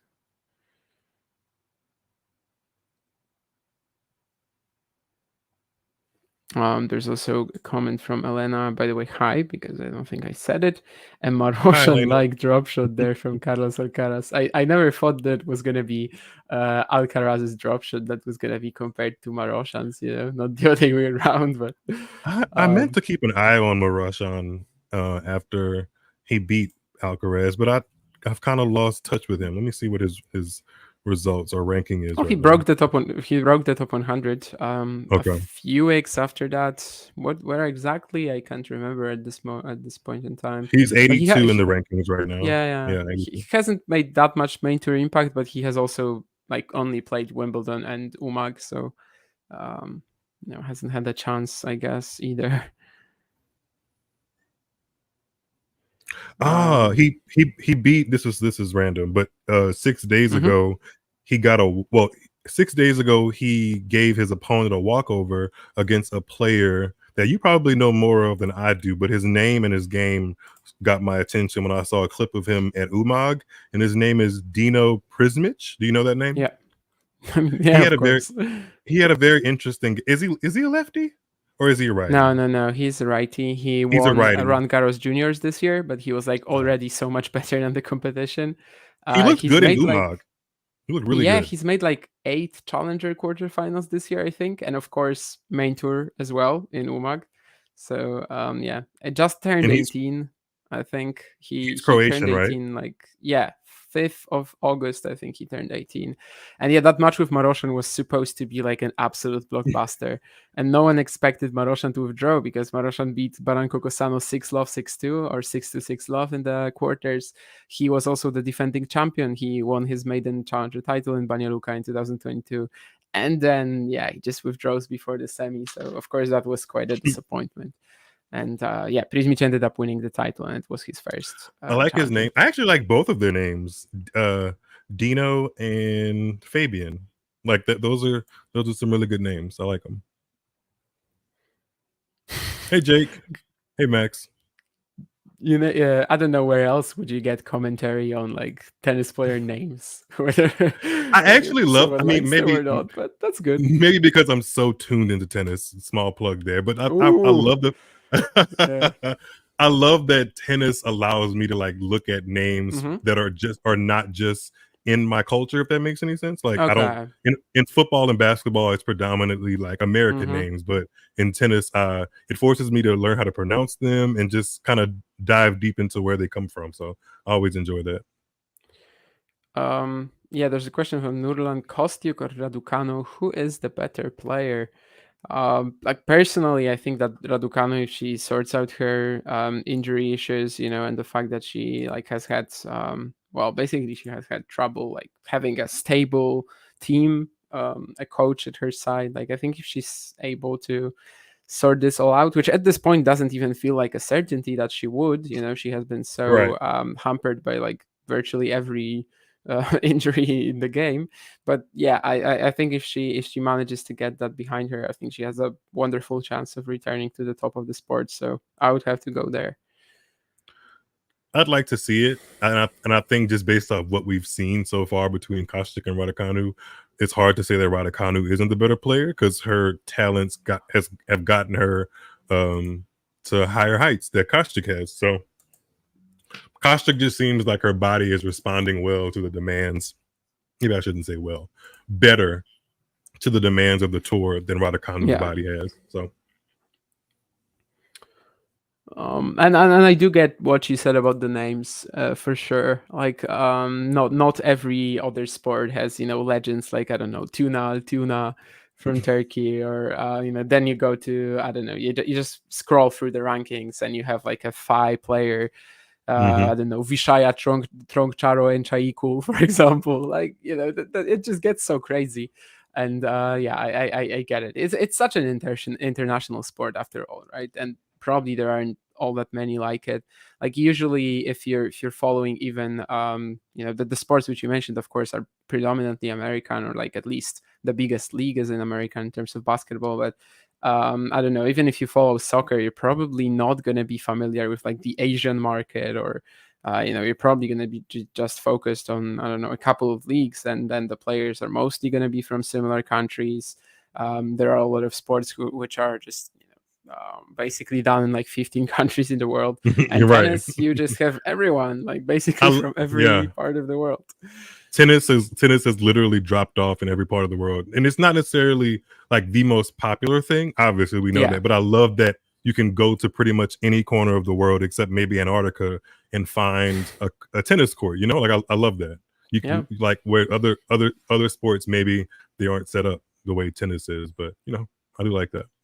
Yeah, there are weeks when, especially at the challenger level, you know, ITFs even more so, but ITFs don't always get the streaming. But like even the challenger level, you can, you know, for me in the European time zone, I can basically wake up, watch some tennis in Kazakhstan, and then go to sleep and still be watching the United States, or Mm-hmm. something in South America. So, you know, perhaps some of these weeks are coming because we now have a 4 week swing of Chinese challengers starting next week. So probably some of these weeks are coming right now, where basically 24 hours a day you can keep watching tennis. And yeah, that's something very unique, in a way also pretty tough for a tennis fan, I think, to keep up with Yes. all of this. But Kind of um addicting, but you have to like really allow yourself to get addicted to it in a yeah, way. you need a lot of time. Like being a tennis fan is a full-time job. Unfortunately, it doesn't pay like a full-time job unless you well, it only pays for Sometimes a select few. because I mean, like, people like you and I are so tuned in and we talk about it so much. Like when I make, like, say I make an Instagram post about something that to me feels like everybody should know about, but then I get certain commentary back and they're like, I had no idea. And I'm like, how did you not know that? Then I have to be like, well, Miles, like everybody doesn't watch every single tennis tournament that happens for the most part. Yeah. Yeah, sometimes you can just get stuck in this bubble where you think that Yes. everyone is following tennis 24 hours a day. For me, it's definitely like, how are you not watching the Challenger in, I don't know, Barranquilla? What Are are you you talking about? are you on the grounds of the Challenger in Poland this week? Are Yeah, you yeah, there? I am. I am. Okay, Yeah. cool. I've actually How's that spent going? the last. I've spent the last 10 days here because there was also that WTA 125 just before the Yastrzemska won, Challenger. right? Yes, Jastrzemska won over Minan in the final. It wasn't exactly my biggest interest because, well, the WTA was like just an additional thing. I figured why not go for a few days. But since the beginning of the Challenger, I've been enjoying it a lot more. And Well, it's I'm just two glad you days gave women's left. tennis a chance. I'm glad you gave it a chance because I mean, I gave it a Yastrzemska winning chance. Uh huh. Yastrzemska winning is not like that's a pretty mid-level name to win a Yeah. 125K. Yeah, that's pretty Yeah, good. I think Jastrzemska Milan was a very nice final for this level eventually. Even if at first, like when you just looked at the draw, it probably wasn't of the quality that WTA 125s are getting us used to. Hmm. But Jastrzemska Milan I think was definitely a final that like belonged at this level, and I gave it a chance. It's not that I don't watch women's tennis at all. I mean, right now I have a Świątek Zheng stream along with the Alcaraz poll, but I definitely don't really feel like I have enough time with just liking men's tennis more, and but yeah, these two events that are in Poland, the bigger ones in women's tennis every year, right now at least every year. So the WTA 250 and now the WTA 125 in Kozerki. I'm gonna try, to keep going to both of them because it's just 2 weeks a year, right? And it's a chance that I don't really get at Well, I any think that's other cool. part of the I think it's season. cool that like the how do I put this? The achievements of somebody like Redwanska Yeah. and obviously Swiatek and now Hubie Hurkacz, all three of them have like pushed an agenda and an interest to have more tournaments in Poland. I think that's really cool. I think one of them is basically, Świątek is basically what made it happen. Although But I I mean, have to say if that Redwanska going, never happened, I mean, would there were like some tournaments, maybe not consistent, like always on the calendar, yeah, but there were there some was Polish Katowice tournaments. for 4 years. Yeah, so I Yeah. think back in the day there used to be an event that was basically created because of Radwanska. She actually never Hmm. did that well in it. I think Georgie won it 3 times, so it's a bit of a similar situation. But even today, I was talking to a friend of mine about like maybe this happening in other countries, and someone made me realize that in between 2010 and 2012 there was a WTA event in Copenhagen even, and Hmm. Thanks Wozniacki to actually won it I think that's twice. thanks to Kerber. Yeah, I think Kerber's won that before. I think. Wozniacki, not Kerber, but Oh, is that um, Denmark? Is that yeah, it's in Denmark or Denmark. It's in Germany? Denmark. Yeah, it's in Gotcha. Denmark. Sorry. And Wozniacki won it twice in a row, and then lost to Kerber actually in the third Yes, final. I knew But Kerber was in there some kind of way. yeah, but apparently that has happened before. Like it's not the first time a WTA event is established in a certain country because Hmm. of success of a certain player. So Yep. I mean, I think that's actually I, from my American perspective, and I think Alcaraz just broke, by the way, didn't he? yeah, no, actually, Paul has just Paul, broken. did Paul, oh, Paul broke. So I got that confused. So Paul's Yeah. up 2-1 in the second. But I think we're seeing the opposite of that. Like in the past 10 years, I'd say, Mm-hmm. you may not think about it because tournaments like Indian Wells, Miami, and Cincinnati, and obviously the U.S. Open have been staples for decades and decades at this point. But because American tennis hasn't necessarily been thriving at the absolute top, especially in Yeah. men's tennis, there's been a decline of American tennis tournaments. It just doesn't get broadly or consistently talked about because we always have an American tournament somewhere and they're huge. But from my niche perspective, like there's been some tournaments in California that have gone MIA or have dropped down in level. There have been tournaments on the East Coast that have gone completely MIA or dropped down to like the challenger level or 125K level. So it's definitely it's definitely it works both ways, but I think in America, I'm gonna say, oh, we're missing. But I think if once an American man wins a slam, I think we're going to see a difference in how tennis is Mm-hmm. broadcasted and just and all of that stuff. Especially if it happens more than once in a relatively short time frame, we're going to see an uptick in just how American tennis coverage goes. I think that's what we've been waiting on for the past 20 years. Unfortunately, the women's tennis players, like, I care, but as a whole, people are just like, oh yeah, whatever. Mm-hmm. Yeah.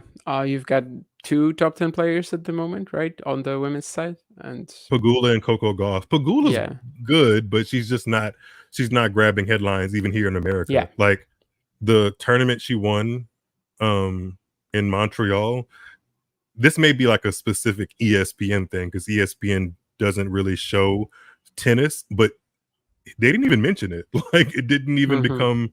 It didn't. I don't think it was something on the bottom of the ticker. It didn't get like a package. No one reported on it, basically, which is not good. But I can also see the perspective of like what benefit does it really have? Like it's going to benefit me, but to the masses as a whole, is it really going to even matter if we do this package or um interview with Jessica Pagula? But yeah, if Coco Golf wins something like at a 1,000 or obviously a Grand Slam level, then I think ESPN is going to feel like we have no choice but to report it. Or if Tommy Paul wins Cincinnati or the U.S. Open, like they're going to feel like we have no choice but to report it. But it's going to take moments like that a lot more consistently for me to feel like tennis is getting its just due as a coverage sport. Mm-hmm.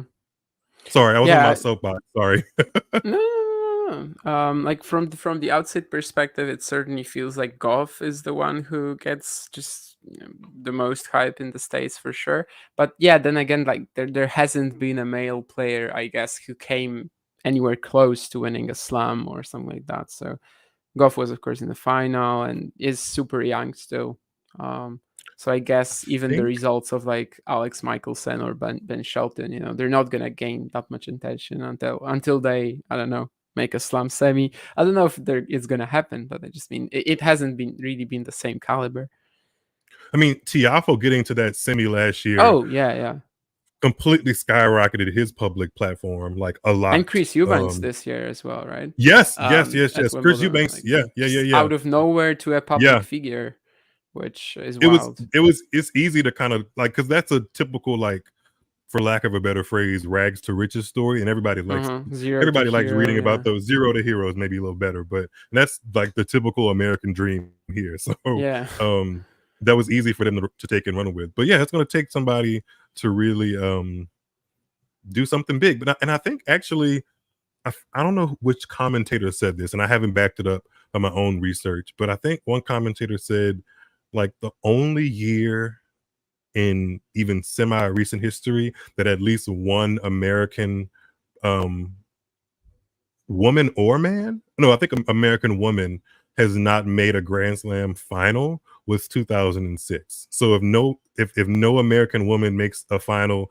of the US Open this year, it'll be the first time since 2006 that no American woman has made a final in any of the four slams, which is Hmm, that's interesting interesting. Yeah. because it certainly has been, of course, Serena and Venus Hmm. for a while, and then you have Serena in 18, 19. 20, you had Kenyon then, and 21. Well, 22, you had Goff, or 20, yeah, 22, And you had Goff, Collins and and 21. Danielle Collins. Oh, Daniel Who Collins as well. Yeah, I forgot who about was that. And 21? 21, yeah. Who was Uh, 21? Not Raducanu Fernandez. um, At the French, you had Krejcikova, Pavlyuchenkova, so not at Who was in Australia in Wimbledon. 2021? Yeah, Oh, I'm Jennifer absolutely blanking. Brady. Jennifer Jennifer Brady, Brady. yeah, Yes, Osaka yes, yes, yes. Brady, yeah, Yes, yes, yeah. yes, yes, So it's yes. actually kind of like even more surprising to me that this streak has been maintained because it Yeah, feels like right. it's been a little random, Kenny in 2020, then never Kenan again. Brady Collins. Yeah, I don't think I would Yeah, have Jen believed you. Brady, then never again. And Yeah. I guess Collins and Goff also never again, but at least they are still in the picture. Like, they haven't been out with an injury like Brady or out with an injury like Kenyon, I suppose. Hmm. But yeah, I think it's Kenin. kind of I wild. think Kennan's going to have to qualify for the U.S. Open. I think, which is crazy. She I hasn't think received the wild card. she hasn't received the wild card, and I think she's used everything that she could have for her protected rankings. So I'm pretty sure if she wants to play, she's going to have to qualify. Although she is 94th right now in the WTA rankings. Oh, But when was the that might put her in. That might put her in, maybe. Yeah, that definitely should. But when was the cutoff? After Wimbledon, right? So yeah, I think she is through. Yeah, I think she is through. Okay, But just barely though. I wonder if they would just have barely. given Yeah, her the wild card if she wasn't. I don't know. I can see an argument for and against. I'll say that much.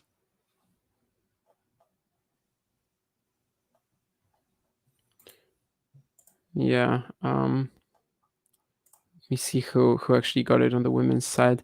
Well, Venus, of course, Wozniacki, Ashlyn Kruger. Probably wouldn't be skipped. Montgomery, Kyla Day won the wildcard challenge, of course, so she's definitely there. And Claire Vingonue, who of course won I think Wimbledon there's two that Juniors. surprised me. There's two that surprised me. I was like, what is how if the Australia and French and the US Open didn't all have that reciprocal wild card Uh huh. thing, some of those players I wouldn't have picked for wild cards. I just not that it's personal. I just would be like, so what are we basing this off of on outside of just the country they represent, which I feel like isn't a strong enough argument to kind of give somebody a wild card to a slam, you know? Yeah, I think on the French side especially, they just decided to give it to a couple of players who are trying to come back after an injury, right? And Bonzi and Ferro, Yeah, but Australia, I think they did Rinky like last year, right? And then they also mhm. did Storm Hunter, which I guess makes sense. But yeah, it would be pretty hard to fit Kenin into these, I think.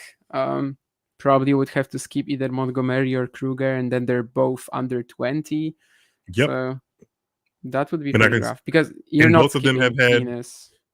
yeah, even both Kruger and Montgomery have had better past 12 months than Sophia Kenin has. So um Uh, did they? Kruger had a big win over Azarenka on grass. Robin Montgomery has won like a ITF maybe 80K or something like that Yeah, in the but past. like Kenin is still in the top 100, so like True, they're not. but based off of experience, I would want Kenin to be a little bit based off of experience and time on tour, I would expect her to be ranked higher, but she's not. Whereas with Kruger and Montgomery, I don't necessarily expect them to be consistent in the top 100 because combined, both of them maybe have like 3 years professionally on tour. Whereas Kenin, and then some of that is the pandemic in the middle of that. Whereas Sophia Kenin had 3-4 years pre-pandemic on tour. So, and at this point, it's not a matter of I don't think she's consistently injured. I'm not sure. A little bit of assumption Well, here, but not this I, year, right? It doesn't seem yeah, like. yeah. Although she hasn't played since Wimbledon, so I guess she is injured now. Uh, Hmm. I can see but the yeah, argument this basically. year so far she hasn't been. Yeah, it would have been pretty hard to skip anyone. Of course, Kayla Day would be the easy answer, but she won the wildcard challenge, so. She's one of the people that like legitimately earned the wild card, and I do like that though. I love because there's always an argument about who deserves a wild card and stuff like that. But if there's a precedent set for you to win X amount of matches to be granted that wild card, I think that's the best way to do it. Yeah, I like these a lot. I like following these too. Like on the Yep. maybe on the US at the US Open, it's not that interesting because like Steve Johnson won the men's wild card, but I think with the two challengers that he won recently, like even if he didn't, they probably would give him that. But I think it's more interesting when it's like the US wildcard challenge for the Australian Open or for Roland Garros, because then you only really have one spot. So it's really all about who gets the most points. This year there was a free link finish to the Roland Garros challenge with Patrick Gibson, Tristan Boyer, both in action. Of course, maybe not the biggest names, definitely not, but it was actually pretty thrilling. And then yeah, it was all taking place, the very last week, the very last few rounds. And last year there was that Australian Open, right? One where Ben Shelton won it, but then he actually Mm-hmm. earned enough points in the meantime that he got into the main draw. So Eubanks had it. And yeah, I enjoy following these a lot. Although definitely, yeah, just these ones where it matters more because there's just one wildcard that the Americans will get. So it's only really the wildcard challenge that matters in terms of the choosing. And here, yeah, I just think Steve Johnson, if he didn't win the wildcard challenge, he probably would have been in anyway. But yeah, it's fun, and it's definitely a more just transparent way of doing this. Did you see that comment that somebody wrote? It says, I don't know if you have control to put the comments I have. on the screen. Okay. The MD Terp said Carlos Alcaraz is going to have a much better career than Tommy Paul. Once Alcaraz figures out the strategy, I don't think Tommy Paul will be causing him as many Oh, here, problems. yeah. Mm-hmm. Oh, Interesting. yeah. I mean, is that really a question? Yeah, I don't know why I said question. Sorry. No. I wasn't really referring to you. I was just referring to the first sentence of Carlos Alcaraz is going to have a much better career than Tommy Paul. Oh, yeah, Although, yeah, yeah. the latter part of that statement is interesting. I guess we have to kind of wait and see. So far, not really that much that Alcaraz has figured out against Paul. You would have to say, like, so far he has just relied on the moments of magic to carry him Yeah. through. But yeah, entirely possible that he finds a way of playing this matchup. It seems like against Medvedev he has kind of done that. Yeah. Although it's also not like he was struggling against Medvedev for a while. You know, he had one loss to him at Wimbledon when he was a toddler, and from that point onwards, he has been dominating the matchup. Well, just in two occasions, but it does seem like he found a way of playing it, and so far there hasn't been a response. So maybe he can do the same against Tommy Paul. I think he's to me the last time I've seen him compete against Medvedev, Tsitsipas, and Zverev, he's looked very comfortable against all of them, which is bad for them, but good for him. I guess Zverev at least beat him right at Roland Garros, but yeah, that one time. Otherwise, it's just been complete mismatches. Even when he was 19, you know. So Zverev actually leads Alcaraz 3-2, which I didn't even remember. But 2 matches in 2021. So yeah, the one this year, of course, was a total blowout and quite underwhelming. And the Madrid final last year too. Yeah, and it's the worst thing for guys like Alcaraz, Medvedev, Zverev, Tsitsipas, Medvedev, and Zverev. Is that the new generation, and by that I mean mostly Carlos Alcaraz, is already much better than them. Yeah, that's not. But Rune could be there in a second. Sinner maybe is debatable. He is 0-6 or something like that after all against Medvedev. But like Alcaraz has a fantastic matchup against every single one of them. Rune beats Tsitsipas every time. I don't know if it will be the same with Zverev and Medvedev, but it certainly feels like these guys could just get ahead of them in like a year or something like that, and then the Grand Slam winning chance might be over for Tsitsipas. I'll take my especially. chances. Yeah, I'll take my chances on. I'll take my chances. Oh, obviously Carlos Alcaraz already has one, but I'll take my chances on Rune and Sinner getting back to a Grand Slam final quicker than Tsitsipas, Medvedev, and Zverev. I think at this point that may change, but at this point, I think those two in my mind, those two can put their hands on slams quicker than all three of those right now. Because Medvedev has had a great season, but the last couple of weeks have not been impressive to me.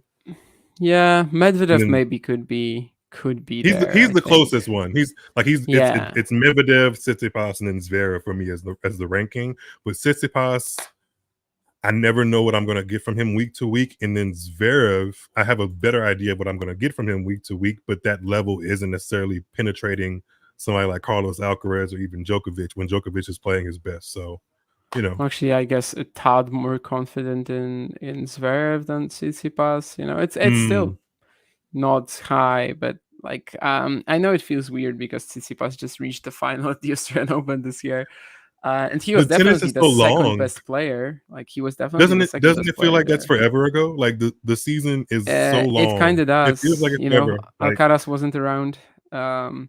guys like Rune Sinner, they are improving like virtually every week, Yep, and yep. Tsitsipas is not. And yeah, I feel like really the opportunity might have passed for Tsitsipas, and especially maybe the Roland Garros last year when he was in that half with Rude as the highest seed, I think, left other than him. And like there were just a few moments when he could have stepped it up, he didn't. And now that he cannot beat Alcaraz, Rune, and still cannot beat Djokovic, it's just gonna be very hard. Elena just asked, "What about the inconspicuous Casper Rude?" Um, I think Casper is going to be a threat for the foreseeable future on clay. On hard, it's going to be like 50-50 because there's His hard record courts. is terrible this year, right? On hard. Yeah, on hard, he on there's some evidence of him being great on hard courts, and there's a lot of evidence of him not being great on hard courts. So it's really 50-50. It's really 50-50. Yeah, I guess like the counter argument to this is that basically all of his hardcourt matches besides Cincinnati and Toronto were in that beginning of the year where we all know that he had this weird off season. And I get He that. stunk. I understand it, but I don't know. I think the US Open is also a pretty important event for him. Of course, he defends 1,200 points there, so that's why it's important.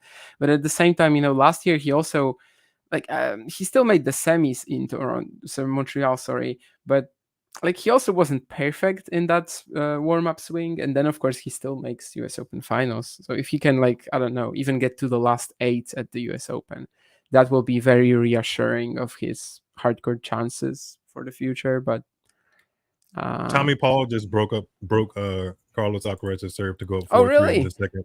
Yeah. I think I left the stream at like 40-30, and yeah, it was like that. Okay, and I was just ready, to watch Tommy Paul serve at 3-4. So it kind of shocked me there. Looks like Świątek will be moving Into the on to the next round. next round as well. Yeah. Did she bagel Um, Zhang in the second? In the second, yeah. Oh, no, she six didn't. one. It was a breadstick. Yeah, but she might be on the way to another breadstick. Obviously, this is something that she does every single time. Um, and also, this was a chance. I don't know if you're familiar with this stat, but she still has not lost to a player that's younger than her. And In her of career, course, or just like yeah, in in the in her last 2 years? whole career, Oh in her wow. whole career, yeah. Actually, any professional match. I'm not talking about just WTA tour. Like So ITF. Oh yeah, wow. it's a pretty nice stat and a big story if it happens. Obviously, not yet, unless she blows this 5-1 lead, which seems pretty impossible at this point. But yeah, I would assume that the best chances are Zheng, Andreeva, Goff, maybe even despite the 0-7 record. So Andreeva's only played once since Wimbledon on a clay court, hasn't she? And she lost pretty yeah, early. It Lausanne was like in to Lausanne. Anna Yeah, yeah, Bondar. Yeah, yeah. yeah. I mean, we haven't seen her on any hard court since. Um, I don't think I have. That's a little confusing.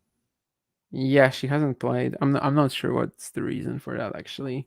It's a little Again, I'm confusing. kind Yeah. of tilted that we don't like it's so hard to get entry lists on the WTA side It's hard to get because everything. Ugh. yeah, It's usually I would ugh. now check like, where she is on the entry list, whether she was on the entry list for Cincinnati, Toronto, and I'm not sure I'm going to be sorry, Montreal, and I'm not sure I'm going to be able to do that, although I just found an interesting. Yeah, I don't think she was even on the entry list for Cincy to begin with. Although she would have to play qualies, I guess.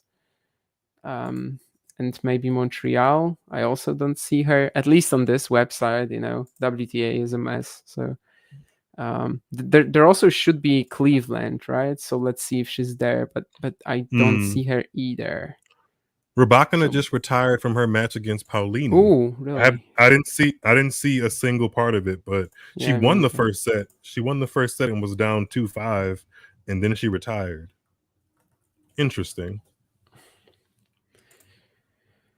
Um, She did say she was destroyed in Montreal. So Yeah, what does Sinner do other than serve hard and hit hard? Says the MD Terp.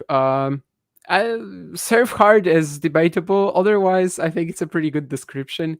yep. I've had some shows with other people here on like Talking Tennis where we just said that Sinner is a bit of a Rublev, better Rublev, more dynamic, more explosive, and it makes sense. He is certainly quite one-dimensional. It is going to hold him back, but is it going to hold him back enough for him not to win more ATP thousands, not to get to Grand Slam finals? Kind of doubtful. That's what I agree with Um, too. Like the only person, yeah, there's only a few people that is going to hold him back. Well, I yeah. shouldn't say a few, because players like Altmaier have a random good head-to-head against him too. So I just think there's not a broad range of players that can hang with him. So I wouldn't be surprised, even with that one-dimensional ish game, that he does pretty well with it for the foreseeable future. Unless somebody comes that's even younger than him and exposes it. But none of the guys in or around him seem like they can truly expose it to the point where I'm like, they have a one up on center going forward. Yeah, and especially, of course, both the like his other rivals from the generation that he's in. So like Alcaraz, Rune, they're so both so much more complete. Mm-hmm. So these are the matches where he could struggle probably with it. Elena is mentioning that age limit. I think at 16 though. I'm not sure what exactly. I'm gonna try to If look she's for it in the 16, rule. if she's 16, and there are rules that apply to her for sure. I didn't Yeah, think there about are that either rules, until but Atlanta's I time. I think at 16 they get quite loose. Like I definitely remember, Brenda Fruhvirtova kind of And struggling with Coco it. too, yeah. Yeah, Yeah. Coco as well. Yeah, where she could only play like 8 events or something like that. Yeah. Uh Paul just saved one break point. Carlos has one more to go to get that break right back. And it's windy as hell out there. That's crazy. You can tell they're both kind of like trying to bide their time in the middle of the gust of the wind. And Tommy gets that break point save with a good 1-2 punch. That was great. If you're 16, you can participate in a maximum of 12 professional tennis tournaments, but you can also accept a maximum of 4 wildcards. Hmm. Interesting. Now, actually, these wildcards I think would be in the initial 12. Yeah, That's because part of the I, I, 12, basically. I think it's 12 events, so that would put her at 7 right now. So yeah, maybe Hmm. maybe that's the reason. But then again, after the US Open, like what is she going to play realistically? So Well, we have more of a schedule yeah. post US Open for the first time in a couple of years. So I know, but like wouldn't it be just better to play Canada since the US Open and then 2 events after the US Open? it depends It on what her mind frame is around building her ranking. Because I think even Casper Ruud said it. Like he was in an interview for Tennis TV, and he was like, a lot of people kind of underestimate how many points you actually can get in the second half of the season post Wimbledon, and he was right. Like especially for the men, maybe the women it's a little bit debatable, but for yeah, yeah.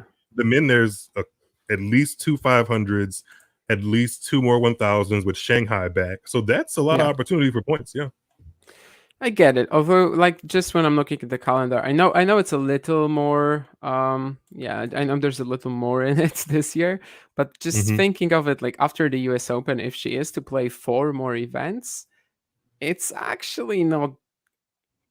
I'm not sure if there's really 4 like valuable events for her.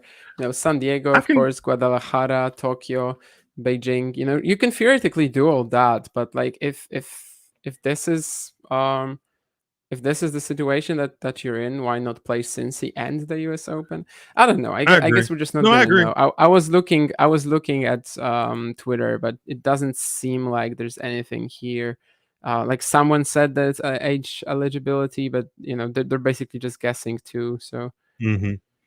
um, I can see why she would think to prioritize the September October swing, just because a lot of the top players aren't, especially if they've already had great seasons, like somebody like Arena Sabalenka. I can see her playing the mandatory tournament in Beijing because that's no, actually, mandatory. Sabalenka is in another race, right? Yeah, but she's already basically confirmed her WTA final spot, so she doesn't have to No, go. but the WTA number 1 ranking, right? Oh yes, that Yeah, race. Yeah, that's and what I she's mean. she's Yeah. been open about wanting So that one too. So Sabalenka is yeah, actually gonna play everything, but I yeah, know what you mean. Like this wasn't a great example, but I know what you mean. And Andreeva is on the U.S. Open entry list, at least for hmm, now, it seems. And I can also confirm, at least because I found it, that Kenin was actually pretty safely through. She was 91st at the time of the cutoff, and it went okay, down to 100, so she was actually through pretty safely. okay.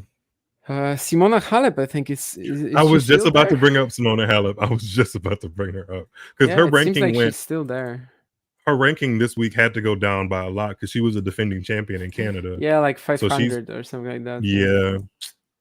yeah, yeah. I remember that last like I already saw it last week because we had this one the WTA 125 in Kozerki, and Hmm. we had a couple of Polish players do well, Maja Chwalińska and Martyna Kubka, and especially Kubka, who reached the quarters. I remember just checking the rankings and then suddenly seeing her alongside Halep in the live Mm. rankings. I was like, what the hell? She's going to Then be of course I completely off the remembered, rankings yeah. after the U.S. Open too, because Yeah, yeah, that's the because last she time she hasn't played. hasn't played it unless she is allowed to play the U.S. Open, which I'm not a huge fan, but I do feel like that situation is a little bit unfair for basically what I'm judging off of what I know publicly. oh Like, yes, she tested positive for something, but a lot of people have tested positive for things and didn't literally have to be out of competition in limbo for a year. But then I think then there's also been a report that she tested positive for a second sample of something. So it's all over the place. But it doesn't seem like anybody in that in a situation of power is actually coming forth and being transparent about what's going on, either with her or the public. That's what it kind of feels like. yeah, Alcaraz was just serving down breakpoint at 4-all. He let this return from Paul go, and it was right. It was out indeed. Yeah, it's definitely been a bit of a weird case. I feel like a lot of the doping cases that we've learned, like even after that, have been resolved already. A Polish one actually, Kamil Majchrzak, has been, he tested positive around Halep's time. He tested positive in like events in October, September, and right now, like for about 2 months or 3 months, he has already known that he has received a 13-month suspension and that he can Mm. be back in January, which of course is just so much better than what Halep has right now, which is Because she basically doesn't a even know hold. if she's provisional suspension. She Yeah, doesn't even have one way or the other. Like, am I suspended for 12 months, 13 months, or am I free to go? Like, which one is it? And either way, yeah, I can't play until you guys make a decision. That sucks for her. yeah. Although I do have to say that I am getting a bit pissed recently about all of these doping cases because it seems like everyone eventually finds a way of Playing again. explaining themselves Yeah, yeah. of like explaining themselves, and then the ITF says that they bore no significant fault. Like every single player recently who is caught on doping is actually just eventually appeals and wins. Hmm. Maybe they're all clean, maybe most of them are clean. I hope so, at least. But it's just getting a bit weird, especially when you have someone like Andre Martin coming up with this floorball excuse. Maybe it's actually right. He said that he was playing in a floorball tournament with another. Floorball is like this hockey inside. Yeah, just inside. It's like this pretty popular sport in Europe, I guess. Potentially more for like PE classes rather than actually professional sport. But anyway, he was playing this floorball event, and one of his teammates had a very similar water bottle, and in that water bottle there were some substances, and that works. Like he actually got also about 15 months, I think. So I don't know, someone has to be dirty actually. Like I just don't believe that everyone is clean. Yeah, I agree. I agree. Yeah. And you would think that like players getting 12 plus months suspensions would stop them from doing it again, but sometimes it doesn't. So I guess because they Ye- see if we are people like you and I are not even in the process of getting tested often, and we see the disparities of like being in limbo and stuff like that, I'm sure they acknowledge it too, and they're just like, they don't even have an ironed out system to deal with all of this, so I can do what I want, kind of, That's the vibe I get. Yeah, and Tommy Paul just broke for 5-4. I thought that, seeing that amazing movement of Alcaraz again to his forehand corner, he was so fast there, and I thought this was going to be another moment of magic, but no, he throws that forehand out, and great return as well from Tommy Paul, allowing him to just take over the point instantly. Yeah, a player like this who really disappointed me was Igor Marcondes, the Brazilian, who had a doping ban. That he came back. He was like for a month or two, he was excellent. He won a couple of challenger titles and then got banned again, this time for 3 years, which I guess is a good example to what you just said, about the first suspension not even stopping him from. But that's actually an example of a player who was not, deemed, yeah, not guilty. He was actually just straight up guilty. So at least someone was.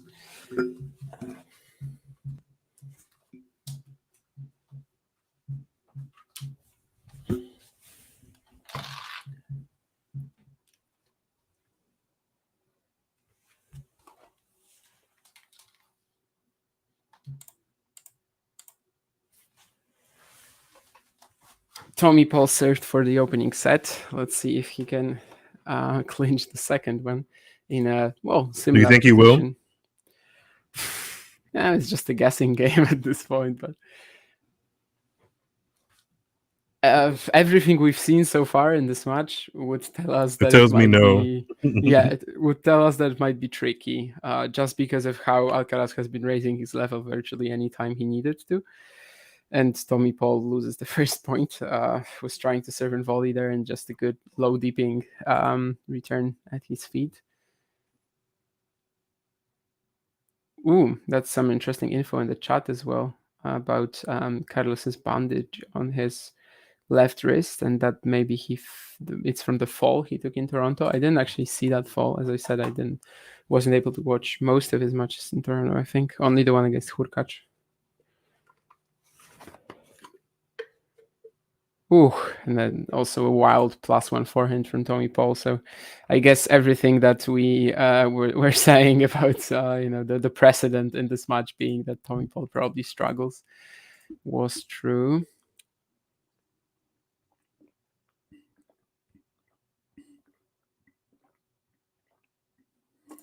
Oh, he's quickly down love 30.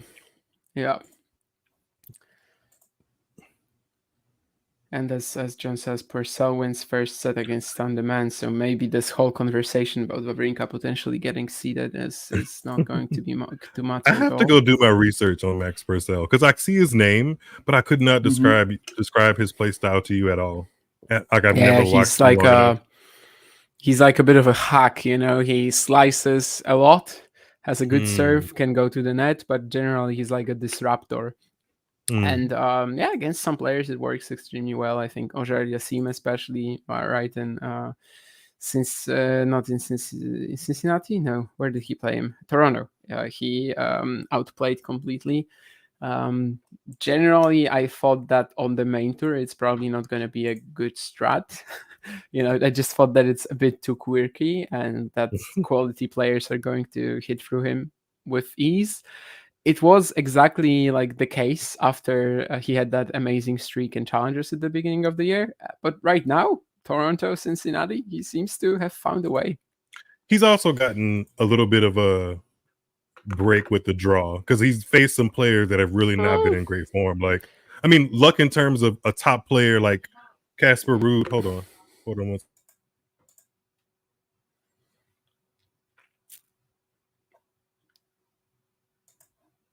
yeah, no, I get what Miles is saying here. Casper Ruud definitely not in great shape. Lloyd Harris, probably not in the best form of his life, but I still thought he was a decent favorite against Max Purcell. Anyway, let's see this point. That's a great drop shot from Alcaraz again. So 30 all, and again, Alcaraz finds that little moment of magic. The first 2 points weren't that great, though. And yeah, Nurlan says that Paul does not want to win this match.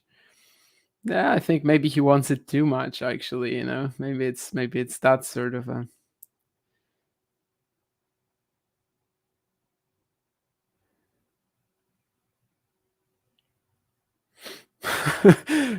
Kava, is that a reference to Katarzyna Kawa or coffee in Polish? I guess it is to Katarzyna Kawa. Although I don't know why you call her guilty pleasure, Jake. What's guilty about her? I kind of get it though. She's definitely not like the most talented player in the world, but she got to where she did with lots of hard work. Was very close to winning a main tour event in Nurmala 2019. She was up against Anastasia Sevastova, right? A player whom we haven't seen for a few years now. She was very close to beating her in that final, and definitely a great story there. Although recently, I have to say, when I watched Kava, especially at the Polish National Championships, but also at the WTA 125, yeah, it just feels like her game is very dry at the moment. At the Polish National Championships, especially, she was like outplayed by a 35-year-old Marta Leśniak who has not played pro tennis in a few years, and you could just see that the talent gap is extreme there, despite Leśniak having a career high of 400 and something, and yeah, just not playing pro tennis for 4 years. You could see that she's just so much more talented. And she eventually got to the final, losing to Falkowska. Anyway, Paul had a set point, I think, for the first time in this match, right? Because in the first, he never got to that moment, and here he eventually finds it. But Alcaraz just slams the second serve return for a winner. So we are back to deuce.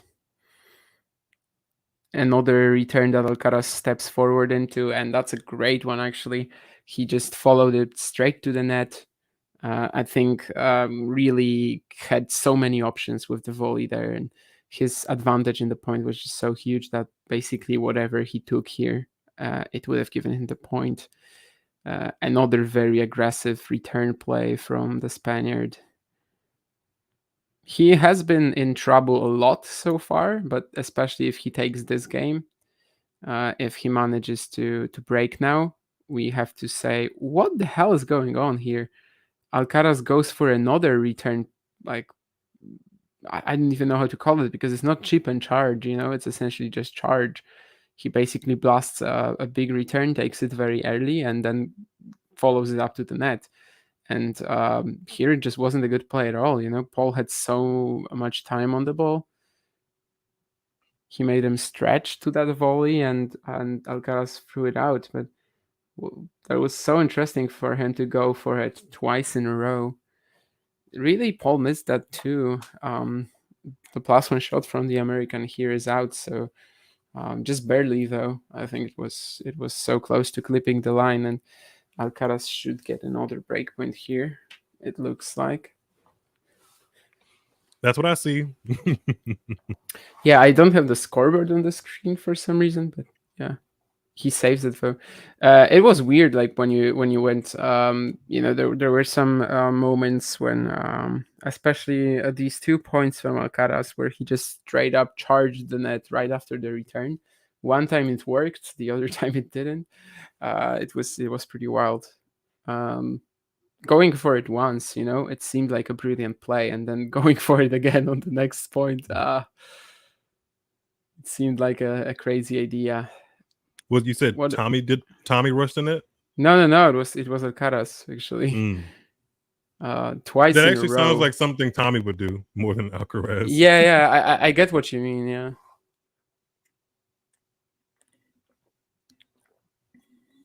Oh wow.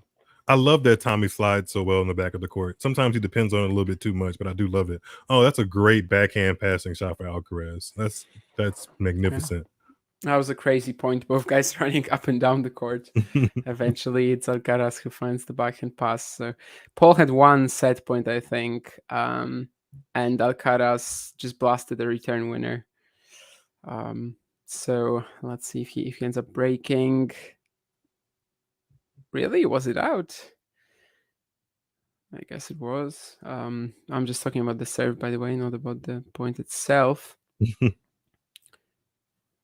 Not gonna spoil it for you, but we have another very aggressive return from Alcaraz. Looks like it'll be on a second serve, so I'm seeing the second serve right now. Yup. I hate that I'm closer to Cincinnati than you are, but your stream is more ahead than me.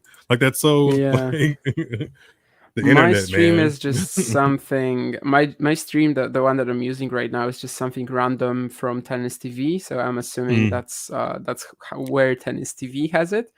Yeah, I tennis TV is also, always ahead, always. yeah, yeah. Well, not I shouldn't say ahead, but like on spot. I also know a stream and like could put it on right now. That's like a lot faster than the one that I'm using right now. But when I'm doing commentary with anyone, I know that I shouldn't because it's just gonna be a total wreck. Yes. Damien, you are indeed already in 2024.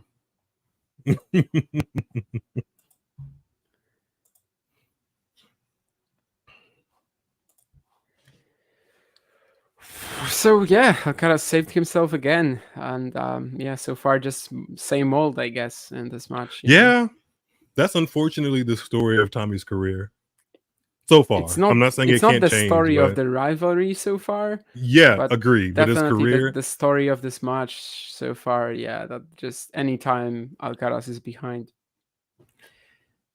he but Tommy just Paul can do roars this. and.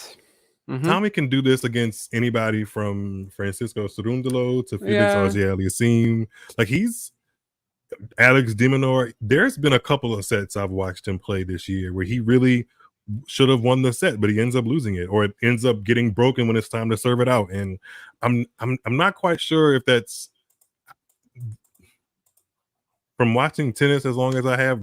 To me, that sounds like a mental problem, issue, or block or something, not necessarily physical. So I'm not sure.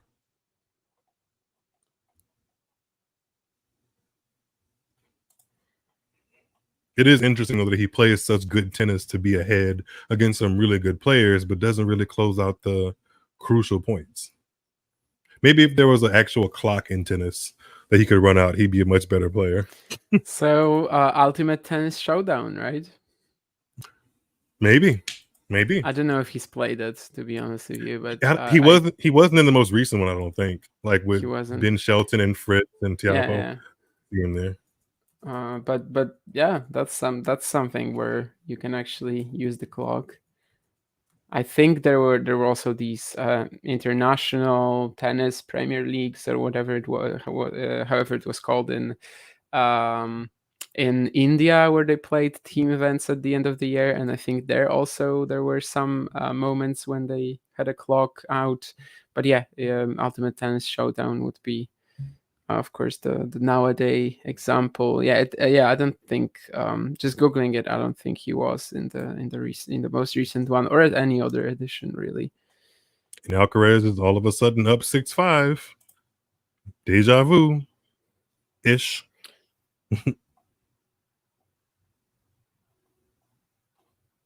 And Sindershaw. I think John Mm-hmm. said that he saw Juan Carlos Ferrero telling Alcaraz to stay positive, which is Yeah. really simple but effective advice against Tommy Paul. Because you're going to get your opportunities, even if you're down 1-5, you're going to get an opportunity in that service game most likely to sneak your head back into the match. And if you stay positive, you're going to be prepared for when that happens. Yeah, John.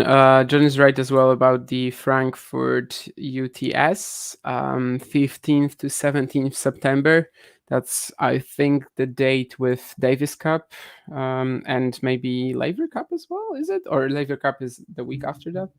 No, I think Laver Cup is the week after that, and that's the date with Davis Cup as well. That week we also have a challenger in Poland, so obviously I'm not going to Frankfurt to watch UTS. I wouldn't either, like even if there was nothing I could do that week. But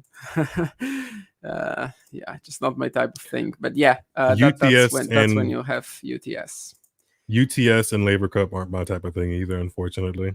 Yeah, Laver I Cup try is the not to be week like a after snob. that. I try not to be like a tennis snob and like be a tennis purist, but they haven't done anything that draws me in enough. UTS a little bit, but not enough for me to like actually want to go.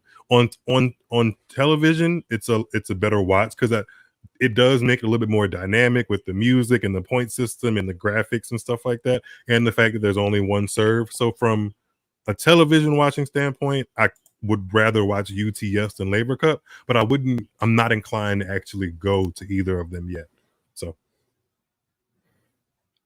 I think part of what makes the tennis tour interesting is because we know the stakes are high, whereas with UTS and Labor Cup, the stakes are basically non-existent.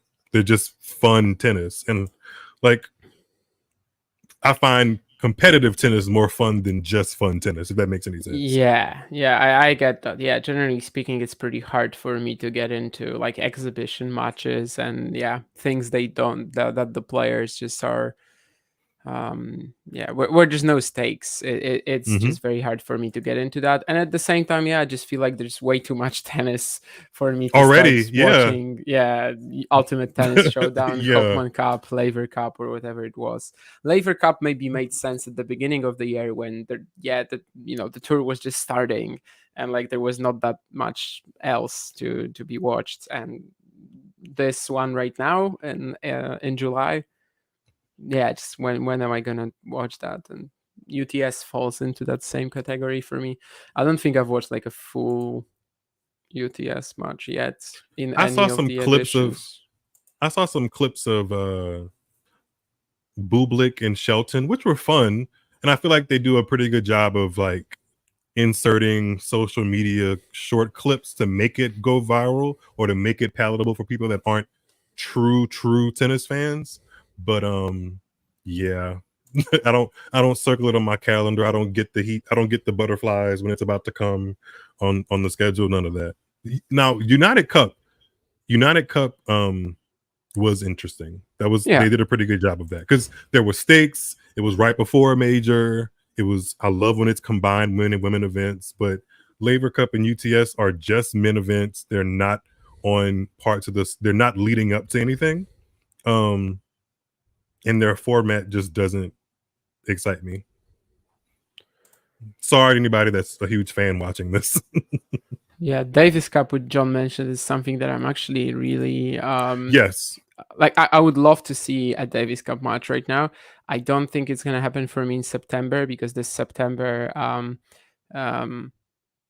slot in the calendar is always taken as well by that stretching challenger in Poland. It's actually designed like this because well then you get a great field because anyone who's not playing Davis Cup is basically doesn't have a main tour event to appear at, so that's why Szczecin always gets a good field.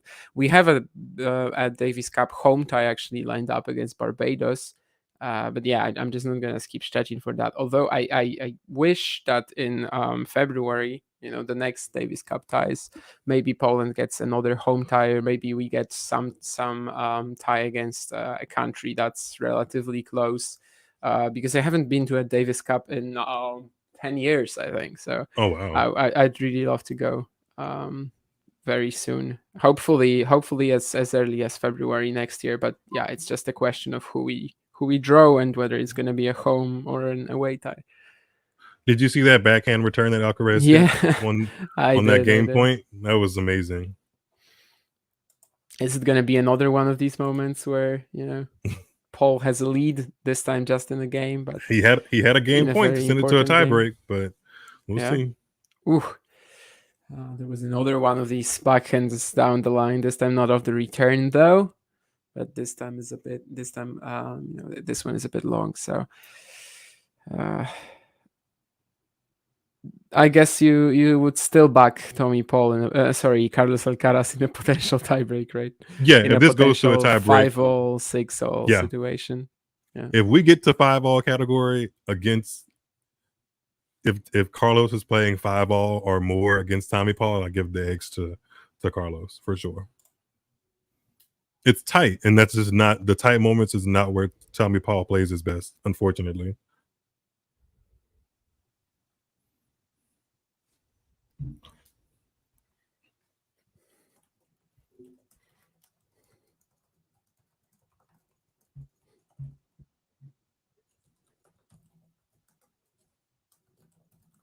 Another great backhand down the line. Sometimes I forget that Carlos has that in his arsenal, but he really does. it doesn't stand out the same way that his forehand and his drop shot does, but that backhand down the line is about as good as some of the best ones, especially the open stance running backhand down the line. It's really good.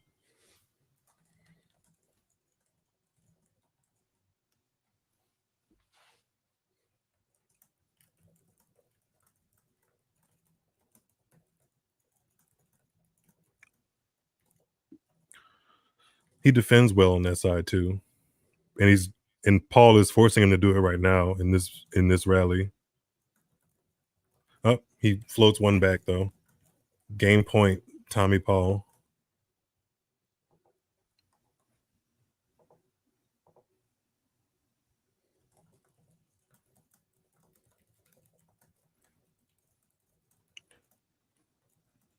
Remind me to say something about Alcaraz after this match. Okay. I'll try. It's very possible that this will be in like 5 minutes. So Yeah, I'll my try to remember I think my memory it. will be good enough, hopefully. Max Purcell, by the way, is very much beating Stan Wawrinka 6-4-5-1 up. So it's actually Purcell against Alcaraz potentially. That's such a wild matchup. I mean, just a couple of players that you wouldn't really think existed in the same universe, at least until this year. Because by the way, you mentioned that you don't know Purcell that much. Like he was a fantastic doubles player, a Grand Slam finalist and etc. But like this year was when he decided to focus more on singles. Obviously, Mhm. it's working. So like you never really would have figured him, as someone who would play Alcaraz. Especially in an ATP 1000 quarterfinal. I mean, that's just insanity. Pagula's playing Bushkova. Interesting. And down a double break already. I guess she also lost the first set against who was it? Trevisan yesterday. Yeah. She did. Yeah, she lost it in a tiebreak against Trevisan. Not that easy to follow up that Canada title, as we saw with Yannick Sinner. Paul has another game point that he shanks a forehand on. He's had a couple of game points, and I think this game has already been four deuces. Yeah.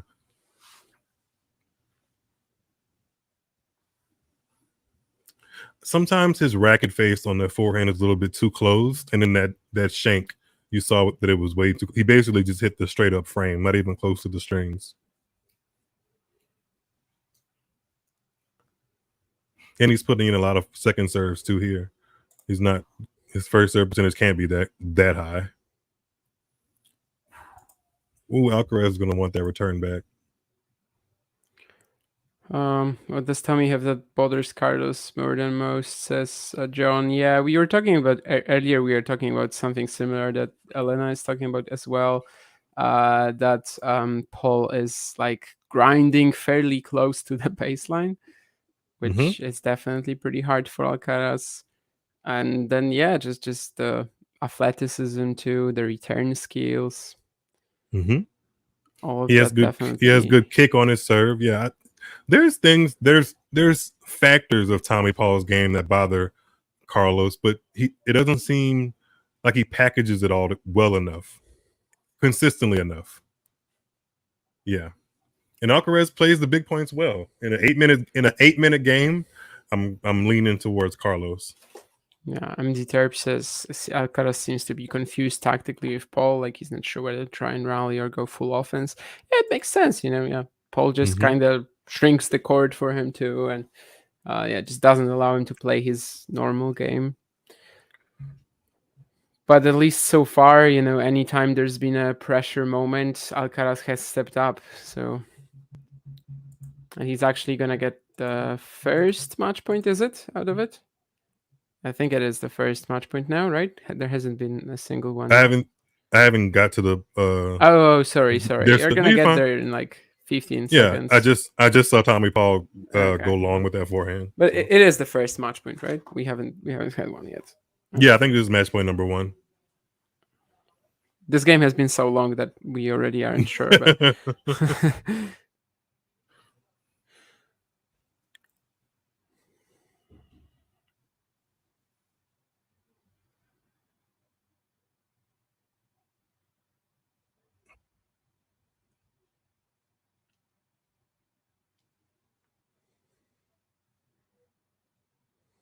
Oh, he gets a. Oh, wow.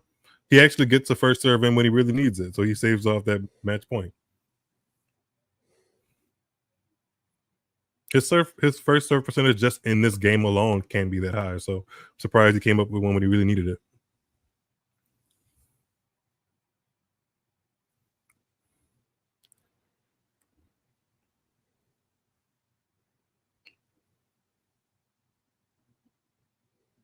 Hmm. Now he has a game point. Look at that. I can't believe we have to call Twitter X or X Twitter. I can't believe that. Yeah. Please don't say that. I mean, I think it was Shrihari who changed the banners here on Talking Tennis to like follow, yeah, like this, follow Damien on X. Mm-hmm. Like what I showed right now. I don't know if yours is here too. I saw it Maybe. earlier. I think it's in Yeah, there. it is here. Yeah. Yeah. Follow Miles on. Oh, actually, there's follow Miles on Twitter X, so that's at least a bit better. But when I but saw that this, sounds I was so angry at Shrihari, and I was like, "What are you doing? You know, how can you do that?" Twitter Uh, Twitter X sounds dangerously adult. So I don't know if we should call it oh, Twitter X. We just that's true. Yeah. Twitter XXX is the premium version of this. Then, oh um, man. no, I'm not sure which banner to get back to, or maybe I will just put on the one of the one of the comments. It will always be Twitter. Um, Oh, he lets it go. Alcaraz does another match point. yeah, I don't know if that shot that Tommy tried to turn round on was actually tiredness. Like I think it was just a change of direction there, but It was a good put behind you volley from Alcaraz on that point. yeah, I'm not sure it was actually a sign of fatigue. Ooh, I forgot, but I'm not gonna tell you what that ooh meant yet. If it means the match is over, if it means the match is still going. Let's say that it max. Let's see the match is still going. Oh yeah, it is because he barely missed that backhand return. Oh man, that's the proper ooh. That's deuce number 8. Wow, so 2 match points gone. 12-minute game. Wow. You're gonna like this next point too. I mean, it's just absolute craziness. I don't know if it was the wind or if it was something, but just some crazy movement on the ball there. Alcaraz laughing. I think Paul is laughing himself too. Oh my gosh, that was a Yeah, crazy point. And the fact that Alcaraz still won that. Oh my god. yeah. It was actually a very tough lob that Yeah, he had to play. Right? I he's mean, yes. just not Even much space at all. that lob slash drop shot that really just bounced crazy. Yeah, Yeah, if I I was in don't the know what crowd, the I'd be on bounce my feet was. too. What the bounce was like. I don't know what it was with the bounce, but yeah, just a very hard, inventive shot that Alcaraz had to come up with. Yeah, the fact that he kept that point alive, yeah, I'd be on my feet too if I was in the crowd. That's crazy. How he was ready for he even switched grips that quickly. He had to. Like mid forehand grip, he switched to like a slice grip to put that ball back in play and to get another match point. Crazy. Crazy.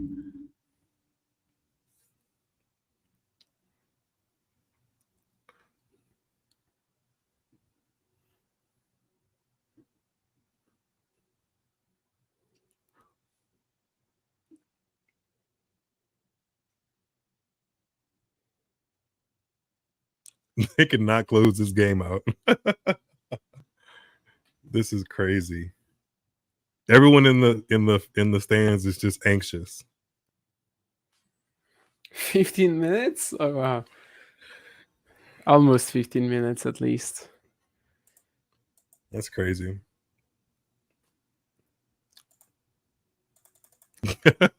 This still picture of Carlos is funny.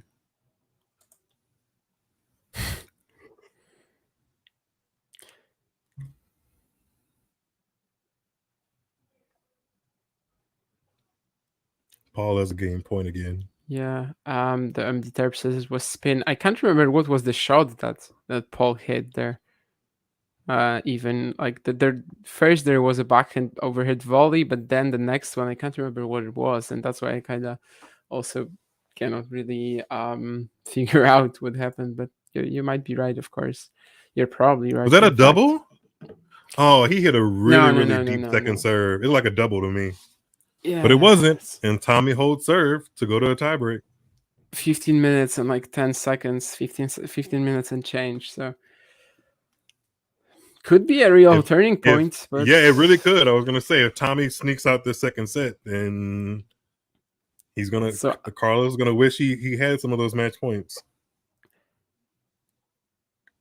so after a 15-minute game, do you still trust Alcaraz in the tiebreaker? Yes, I do. I do. Fair Because enough. if he Carlos created even within a 12-minute game, he created like what four point ending or four match ending points to wrap it up, and he just gave away an early break here in this on that first point. So I don't know. 3 match points, yeah. 3. Okay.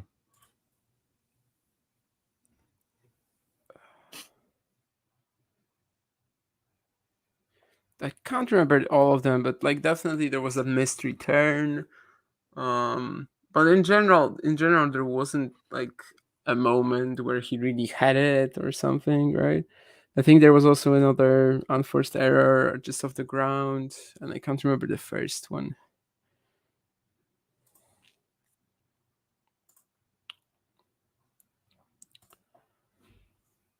But yeah, suddenly if Paul maybe can win the next point as well, if he can go 3 up, that would be something. That would be a very Things take a palpable turn. lead. Yeah.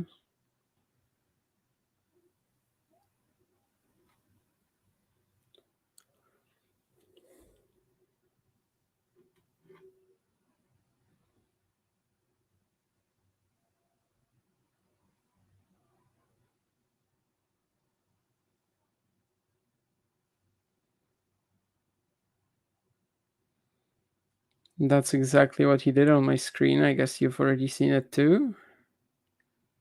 Did you? I did. Oh, I looked down for a second, and Tommy Paul's up 3-love in this tiebreak. Yeah. Yeah, I was like waiting for when you'll say that, and then it's not happening. So I was like, what the hell's going on? But okay.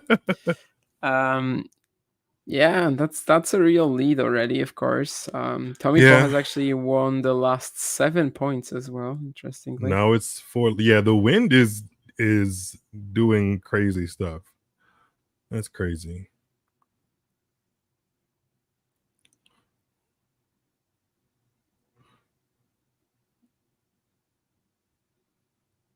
Wow.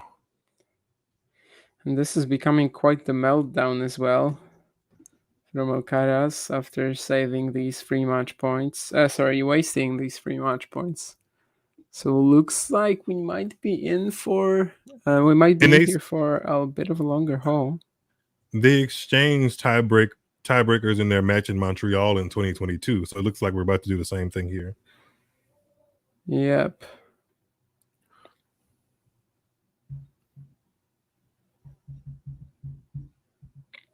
Yeah, gonna be very hard to come back from 6-love, which is where the score is right now on my stream. Recently, it was actually last week at the Challenger in Italy, which was, I think, Cordenons. There was a super tiebreak in doubles, which Mm-hmm. 2 players, Kalianda Punacha and Adam Taylor, I think, were losing 0-9, and then they won 11-9. But Carlos Alcaraz has to do something similar here in order to not And to then get it to a decider. people were saying that like when they got up to that 9-love in the match point tiebreak, that somehow the rest of it was rigged for betting. And I was like, how would they go up 9-love and then Yeah, it's decide impossible. to give away the match? Like, Yeah, match points are basically unfixable. Like you just cannot rely on your opponent not missing, or yep. basically even on you not missing. Yeah, you not missing. Yeah. Yeah, It's crazy. it would be so nerve wracking. But anyway, Yep. Tommy Paul wins this tiebreak 7-2 love. Actually, this might Wow. be a good moment to like check whether Carlos Alcaraz has ever lost a tiebreak like this, because I don't have a clue.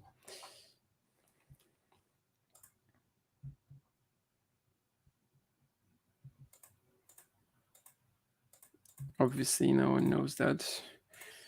Um, Actually, I don't know if I even have a way of losing of checking that efficiently. Mm. I I have guess more to or less. I have to pop out for a moment. I may be back, but I have to pop out and Okay. take care of something. Do you wanna say the thing that you wanted to say, or will you leave Yes, it I for do. later? I cannot Okay. believe we actually have Carlos Alcaraz on tour. Like I cannot believe that he's actually the athlete he is. That crazy wind shot made me think that. Like I cannot believe he's that athletic and he's come from winning his first ATP title in July or so of 2021 to being world number one and multiple time Masters and Grand Slam champion in the span of 2 years. Like that's crazy. Oh, there goes my timer. And that's some amazing memory from Jamari in the chat. You know, he actually knows that Alcaraz last lost a tiebreak 7-0 at the U.S. Open in the quarterfinals against Sinner, which is right. You know, I just checked that, so I good forgot stuff that. there, Good job, man. Yeah, Jamar. I absolutely forgot that too. I see a few that he's won 7-0, but otherwise, Forgot about that. uh, yeah, me too. Okay. Like I never would have guessed that. All right, guys. It's been fun. I'll talk to you soon. Gotta go. So yeah, yeah. So it looks like, guys, it's just the one tiebreak that Alcaraz has ever lost 7-0. Of course, before today, against Sinner at the U.S. Open. So again, kudos to you, Jamari. I see that he beat this year actually in Rio. He beat Dusan Lajovic 7-0 in a tiebreaker, and then there was also a 7-0 tiebreaker that he won against Talon Grigspor at Wimbledon last year. But otherwise, I don't think he's ever had that situation before. I see some that he won or lost to 1 point. But yeah, otherwise nothing really. Sorry for me yawning. It's getting kind of late. But of course, I'm gonna stay here until the end of the third set. So so yeah, last time Alcaraz lost the tiebreak 7-0 was exactly that quarterfinal against Sinner, and it was also the only time he had a situation like this.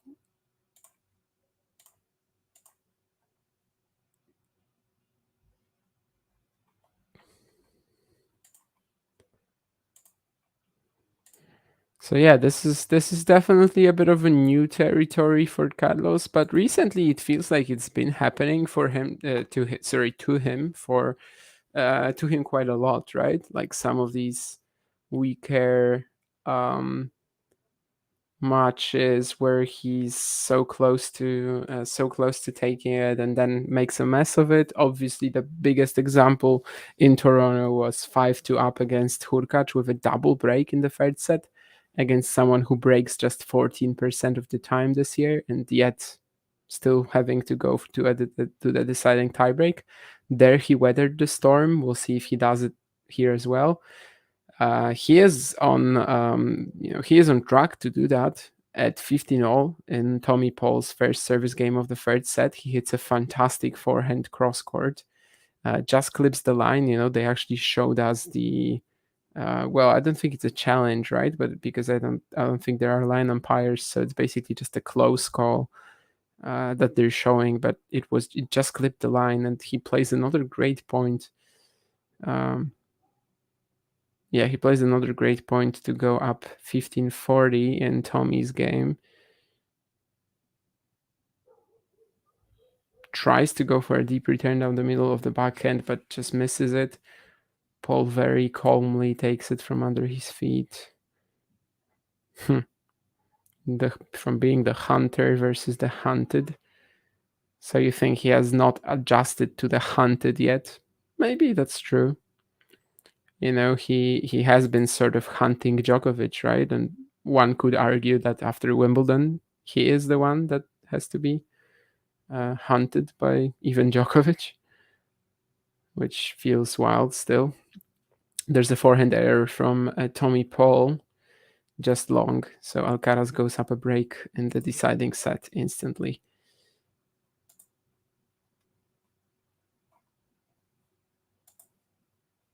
And Max Purcell has already clinched that match against Stan Wawrinka, so Max Purcell wins it in 2, and he will await the winner of Alcaraz Paul.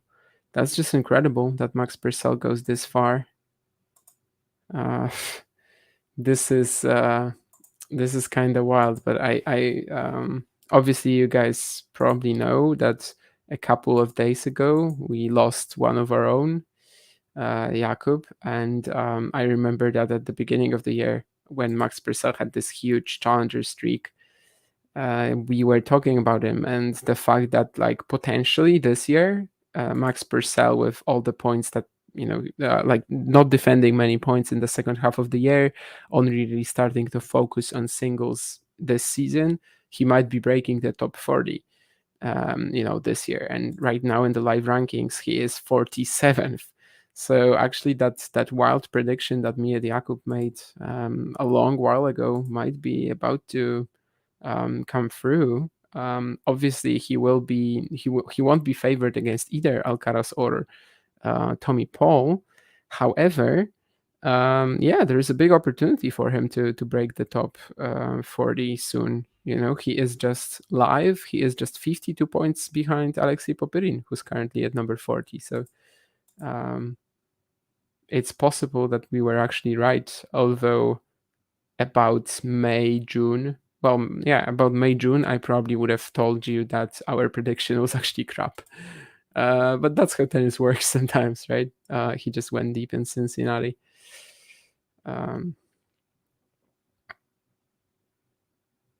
We do not have enough data re Novak yet. Neither will we have after tonight's match.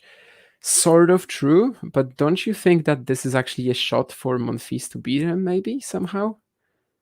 I know what the head-to-head is like. I know, but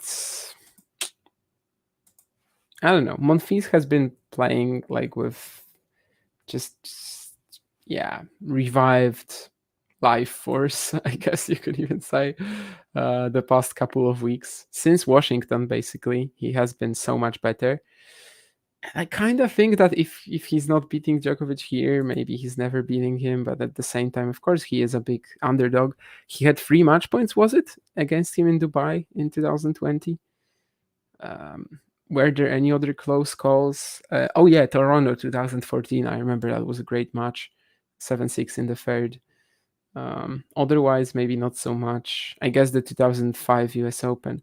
And by the way, this is also not really true that Djokovic is leading Monfils 18-0 because Monfils beat him at an ITF event in 2004.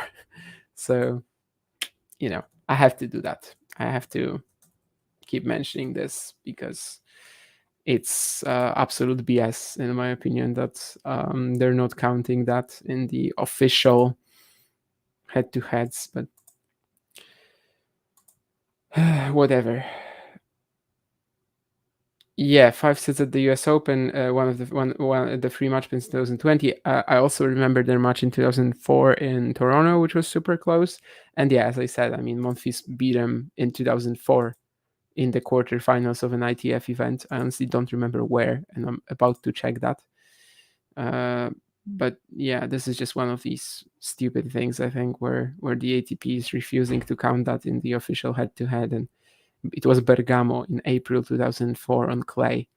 And Monfils went on to, wow, that's actually really interesting.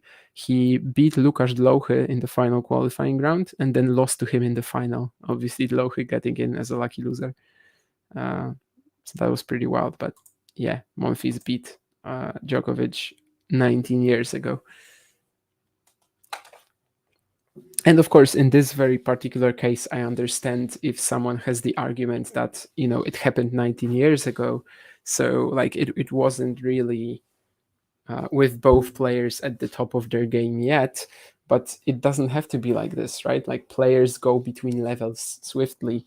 Um, Sometimes you play an ITF tournament, then you play a challenger, and then you play an ATP event all in 1 month.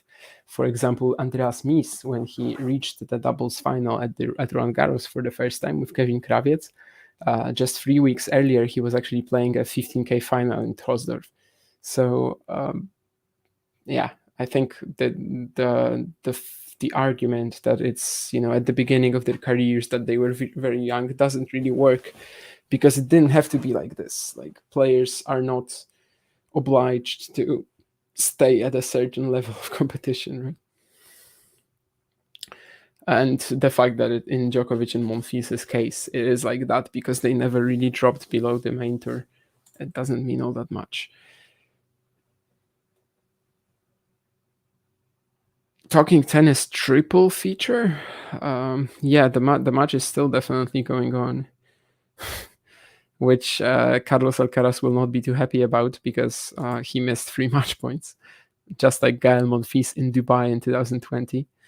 You must be proud of Hubi, Damian. I think he played a very solid match. Was serving exceptionally well today for sure. Um, Generally speaking, I feel like Hurkacz against top players should be getting close almost all the time. And yeah, that's basically how I feel about Hurkacz against top players. As you probably know, because I recently was praising him for the Alcaraz and Djokovic matches at Wimbledon and Toronto, and also saying beforehand that I think it will be much closer than people think. Against Tsitsipas, I think the 8-2 head-to-head was certainly a little too lopsided to me. And yeah, Tsitsipas was just pretty awful, I think, in the 2 breaks. He was shanking a lot. And then Hurkacz did well to never give him the opportunity to even sniff a break, never even came close to getting that back. So yeah, I think a very professional victory. Since Wimbledon, Hurkacz has been doing well. I said it before on some of these shows as well, that I think people overrate his loss to Michael Moe a little bit, because Moe is just such a tough matchup for him. And yeah, just a very good showing. I think I said somewhere as well before the event that third round quarterfinals, that's already going to be a very good run with Hurkacz's draw. So of course he's there. And he also has Alexei Popyrin in the quarterfinals, which, needless to say, it is a big opportunity. I do wonder if he's going to take it, because of course Popyrin is a talented player, also a fellow big server, and Hurkacz matches tend to be kind of close. But he's already beaten Popyrin this year, Indian Wells, I think, and it was a pretty safe win, actually, if I remember correctly, right? Let me check that. Yeah, 6-3, 6-3. They've actually played twice, both in Indian Wells, and Hurkacz won both times comfortably. But Indian Wells is a lot slower, so I don't know. But yeah, fantastic run. Honestly, it will be so good for him to just get that one more win, because he has a great opportunity, right, with Hurkacz, with Popyrin in the quarters, and then semis. Whatever happens, right, against Alcaraz, potentially. Of course, it might not be Alcaraz. It might be Tommy Paul or Max Purcell still. Stan Wawrinka, there's some talk about Stan Wawrinka in the chat. Stan Wawrinka gives with one hand and takes with the other. Got me all excited after 4 win and then flops out. Yeah, unfortunately, that's been a bit of a story of the season, I guess, with Wawrinka, having chances and missing them. Especially a couple of these, 5 set points against Fritz, right, where it seemed like he might get a huge win. Obviously, the Popyrin. Obviously the Popyrin Umag final, where Alexei Popyrin was on his last legs and cramping, and Wawrinka failed to take advantage. Elena is talking about the run for the number 4, which I guess is about the top 4 seeding, isn't? Yeah, all of them just losing very early, so it's actually gonna be Rune seeded fourth for the US Open. That's pretty huge for him, not gonna lie, because that means he is not going to face Alcaraz or Djokovic until the semis. And we all know how it ended for him at Wimbledon with Alcaraz in the quarters. So it also means that he's not going to face Daniel Medvedev until the final. And that's also not a good matchup for him. So yeah, I think that fourth seeding at the US Open this year is very premium.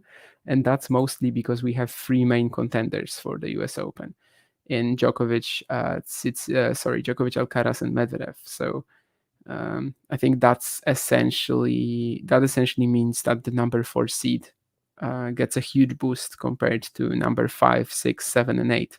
Because if you're 5, 6, 7, or 8, you basically have a 75% chance of running into Djokovic, Alcaraz, or Medvedev by the quarterfinals. Whereas as number 4, you only have to face one of them in the semis. You're guaranteed to face one of them in the semis. Guaranteed to be projected to face them in the semis. And in the quarters, you have 5, 6, 7, 8. So that's a lot easier.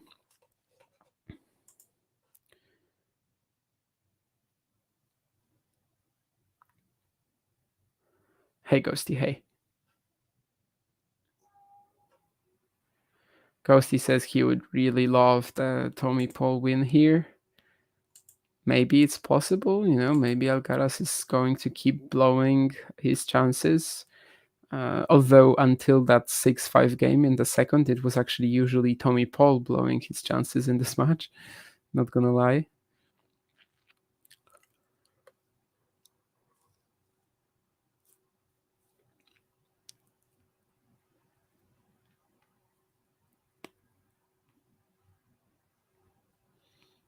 This is a pretty important point as well at 30 all.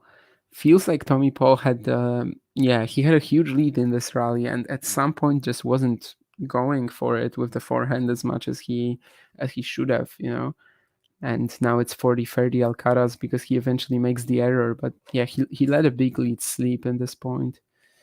Looks like a close one to tiebreakers already. Yeah, Tommy led 5-2 in the opening set, and Alcaraz just pulled off some amazing magic to get back on track. However, then at 6-5 in the second, and Tommy Paul, by the way, also served for the second set at 5-4. And then on like 6-5, Alcaraz had 3 match points. And if he finished it right there, then it would have been like just a story of him raising his level in the most critical moments with Paul having leads. But then that tiebreaker, that second set tiebreaker, that as you can see was 7-0, that came, and he was just absolutely awful in that one.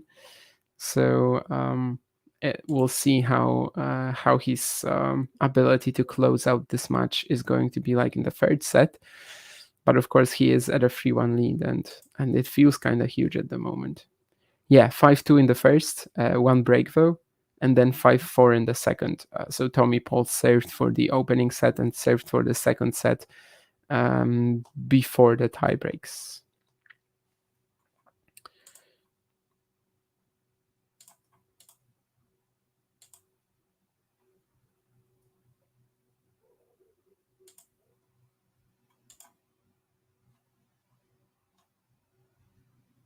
Buskova, by the way, has also taken the first set against Pegula. We'll see if the American has another comeback left in her, because she already came back from a set down against Trevisan, and of course could be running a little bit empty after the Montreal title.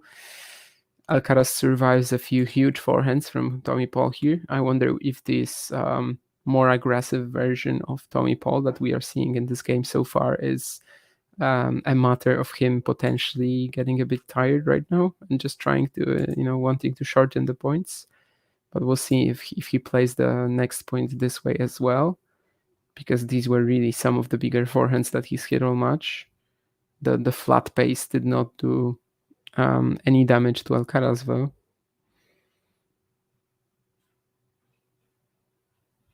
And I think that's a double fault too. So Tommy Paul is very quickly falling into trouble here.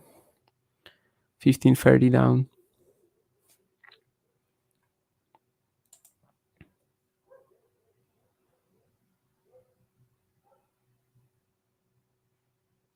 Not an American.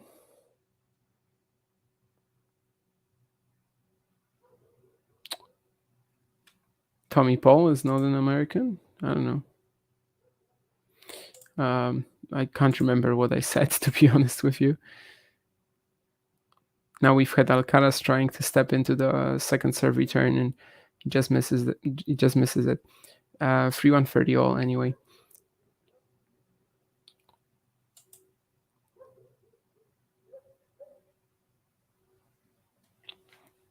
I think this serve out white was just white. So we'll see if Alcaraz finds better timing on the return now, and he does. He attacks Tommy Paul to the net and takes it. And this is a moment where we can actually start saying, I think that Tommy Paul is looking a bit drained, looking a bit short on energy. I think the movement that he had here, especially towards the return, and then just sort of on the, not on the slide, but just stepping into that forehand pass, I think he lacked a bit of intensity in his footwork here. Breakpoints won, by the way, in this match. Paul 4 out of 6, Alcaraz 5 out of 21, which kind of tells you why it's been so close as well too. But this breakpoint could be crucial. And Alcaraz tries to go for an inside-out forehand winner, but he misses it by like 5 meters. Not sure I like the call here from Alcaraz, but I guess that is his game, you know. He shouldn't really get away from what's most natural for him, obviously, and this certainly is a natural strategy, especially breakpoint up. There's a net cord from Alcaraz, but it feels like it will actually give the advantage back to Tommy, and it does. Does Sinner have a better forehand than Alcaraz?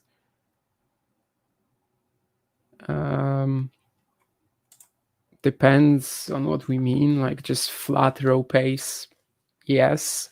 In terms of versatility, no, definitely not. I would take the Alcaraz forehand any day, but there are certain purposes for which the Sinner forehand is better. Like I cannot really deny that. So I don't think it's really objectively wrong to say that Sinner's forehand is is comparable. But I would take the Alcaraz forehand anytime of the week.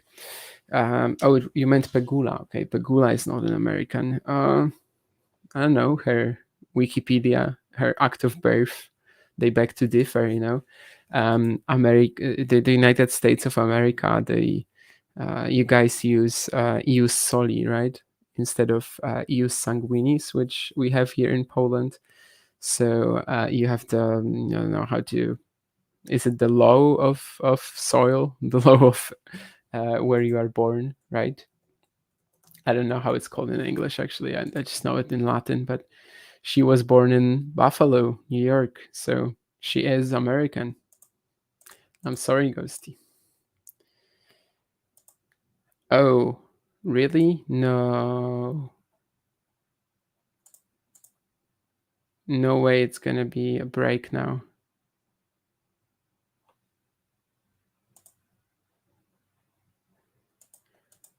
Ghosty says rain, and from what I see, they are looking at the sky a little bit.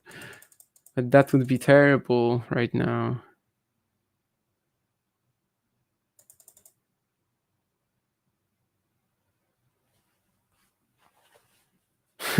I just turned on I just turned on Twitter, and it's really interesting because I just see a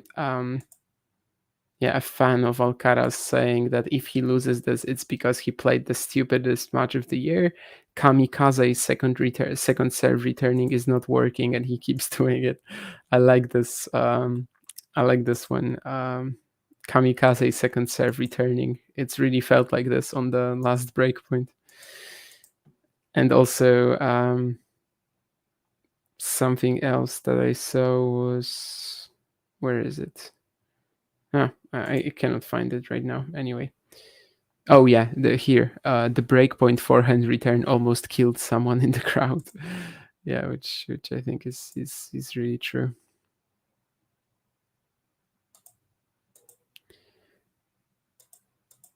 Are they gonna be off the court now? Not yet. The supervisor is there to try to chat with Fergus Murphy.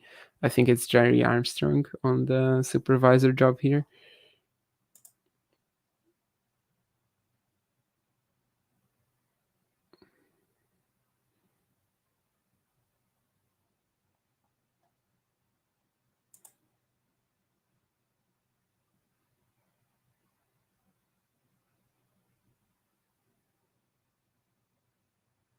Hmm?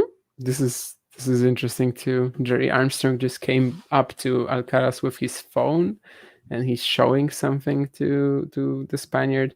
I imagine these are not the photos of his kids or something like that. If that's even Jerry Armstrong, but I think it is. Jerry, not Louis, or not Neil or Lance. Maybe he was also doping in cycling. A lot of Armstrongs around.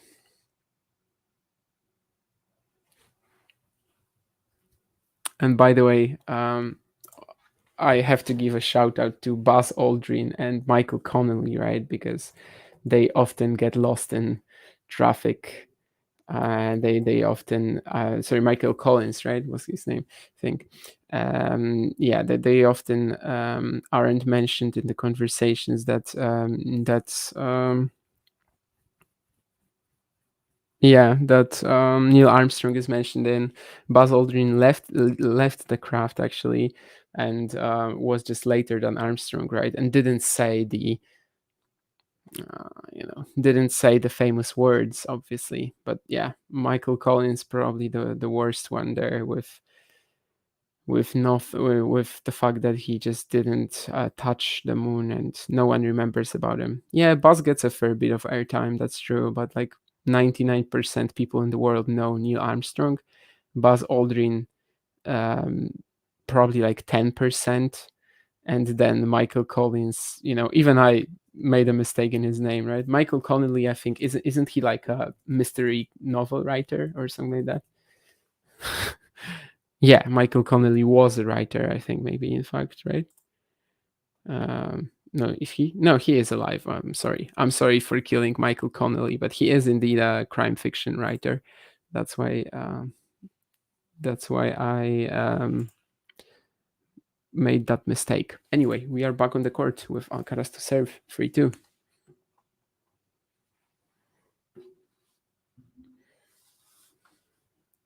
I did not see these faces that Buzz Aldrin pulled behind Trump, but I guess I'll have to make up for that.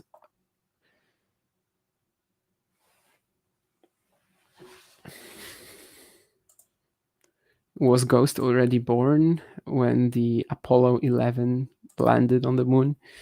Or maybe it didn't land at all, right? Maybe it never did. Maybe it's just a fake and just a propaganda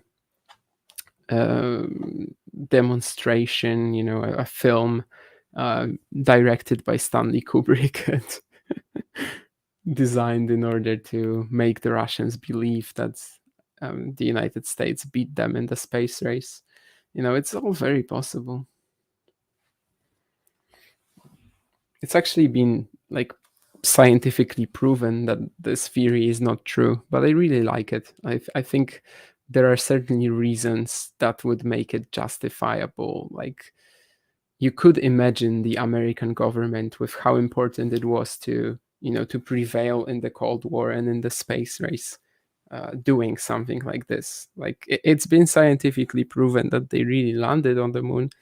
However, I really like this theory because it actually has some justifiable reasons. Yeah. But anyway, Carlos Alcaraz is probably not thinking about this right now, although he might be. Maybe that's why he lost the 6-5 game in the second set.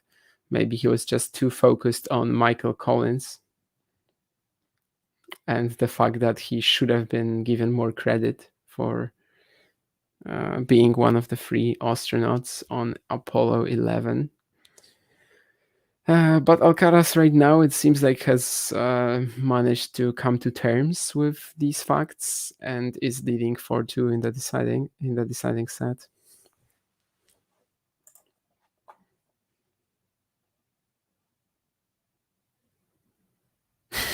Yeah, never let the truth get in the way of a good story. That's very true.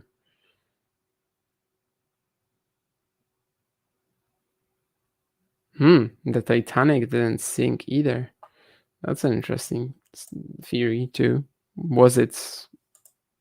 What happened to it?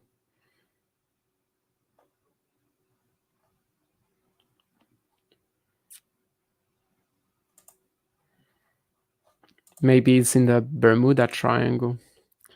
Although I don't know why it would come from Southampton to New York through the Bermuda Triangle.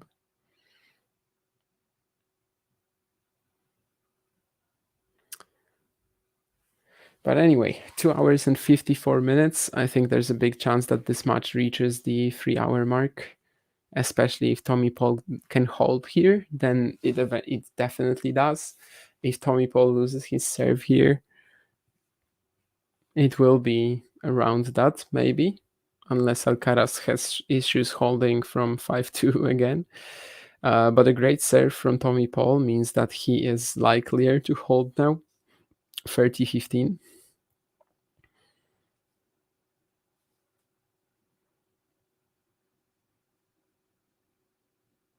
His 11th ace of the match. Alcaraz has just 6. Again, the kamikaze returning, as someone on Twitter called it. A Spanish friend of mine who's a fan of Carlos Alcaraz.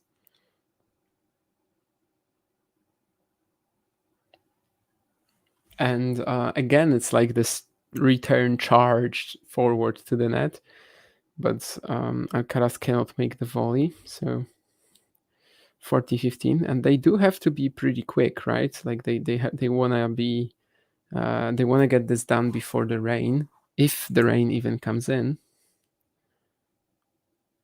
Yeah, I also never heard the Titanic conspiracy theories. The Titanic was secretly switched with a sister ship. Ooh. Which one was Leonardo DiCaprio on? Was he on the original one or on the sister ship?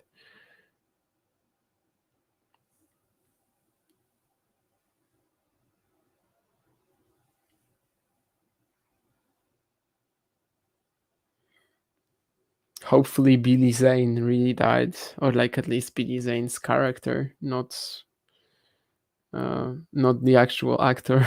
I don't have anything about against the actual actor, but the character was a gangster.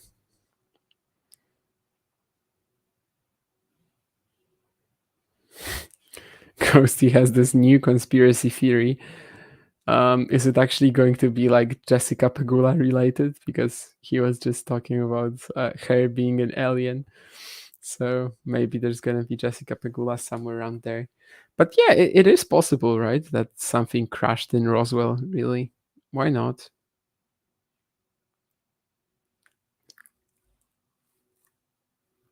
Do you think Buskova can be next Vondroushova in terms of bursting into the scene one day in slams? I don't think so. Like her game is a lot more bland for me, you know. She doesn't quite have like the the leftiness of Vondroushova, which is really important in her game. Also the heavy topspin style, the creativity as well. I don't know. It just doesn't seem to me like her game is as multidimensional and as it's just as clean as Vondroushova's. Just doesn't seem like she has that sort of a ceiling. Although obviously I also never predicted that Vondroushova could win Wimbledon. Like Roland Garros seemed like a potentially achievable goal, but Wimbledon definitely not. But I don't know. Buskova doesn't seem like she has this sort of a ceiling.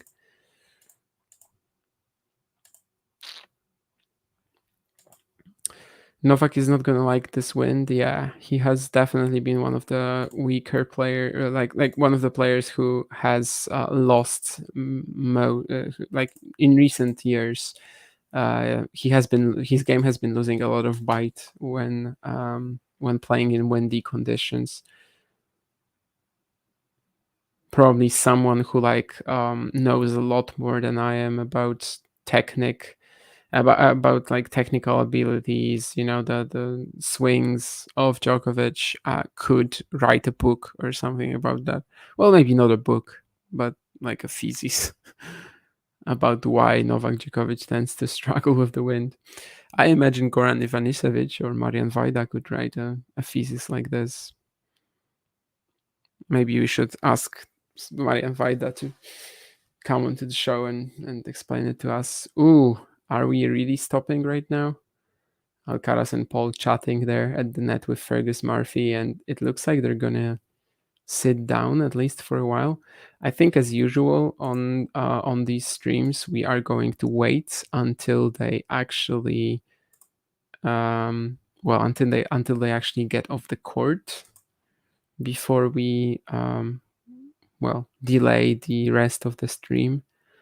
Although, to be quite honest with you, if it actually starts raining, I'm not sure I'm going to be able to stay around until Alcaraz has to finish this match. Just will be getting a bit late for me, to be honest with you. But let's see. Maybe they just get back on the court. John says he might have Vida on the show later this year. That would be pretty cool. I think more interesting than Tony Nadal for me is like a tennis hipster, if you may. Conspiracy continued. Let's read what Ghosty said. Nuclear attacks. Only one of these aliens. This theory seems like it has a lot of different ways in which you could take it, but also seems like pure fantasy. I think the best theories are ones that you could easily imagine happening, and at the same time, there's like at least some basis in reality. Where I don't know, I guess it's pretty hard to explain, but I'm not buying it yet. Malarino doesn't mind playing in rain because he's already wearing a tarp. Yes.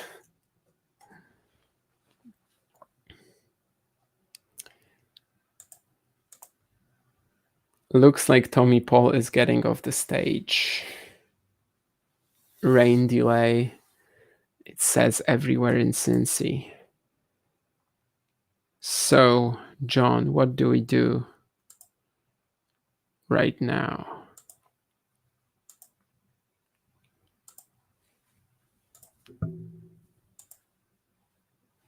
Ooh, there's already a banner for this sort of thing. Raining in Cincinnati right now. So I can put it on the screen. But yeah, obviously, as usual with rain delays, no idea how long this is going to be. Stay live for 5 minutes. Like in regards to, you think they will come back in 5 minutes? That's not really gonna happen unless address thoughts on one or two other matches. Yeah, 100%. We can do that. Buskova Pegula 6-4 to love. Still Mari Buskova leading. I have not seen a ball from that, but I would assume Pegula is also quite exhausted after her Montreal efforts. She was also struggling against Martina Trevisan, sorry. Sabalenka is leading Kasatkina 5-2. I would imagine this is a matchup that Sabalenka usually dominates. I haven't actually checked the head-to-head. Well, it's actually just 3-2 for Sabalenka. It seems like she has won like the biggest matches, Australian Open, the French, but she also lost her most recent encounter with the Kasatkina in San Diego last year. Sorry, San Jose last year.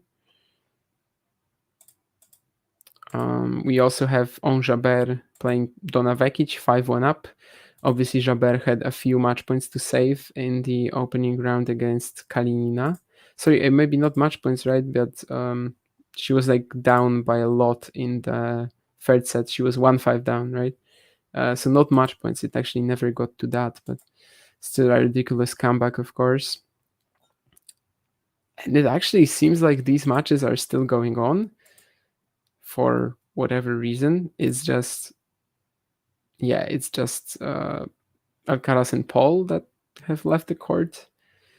Well, Kasatkina and Sabalenka haven't played a point in a while, but it seems like Puskova, Pegula, and Jabeur Vekic were still playing points just a second ago.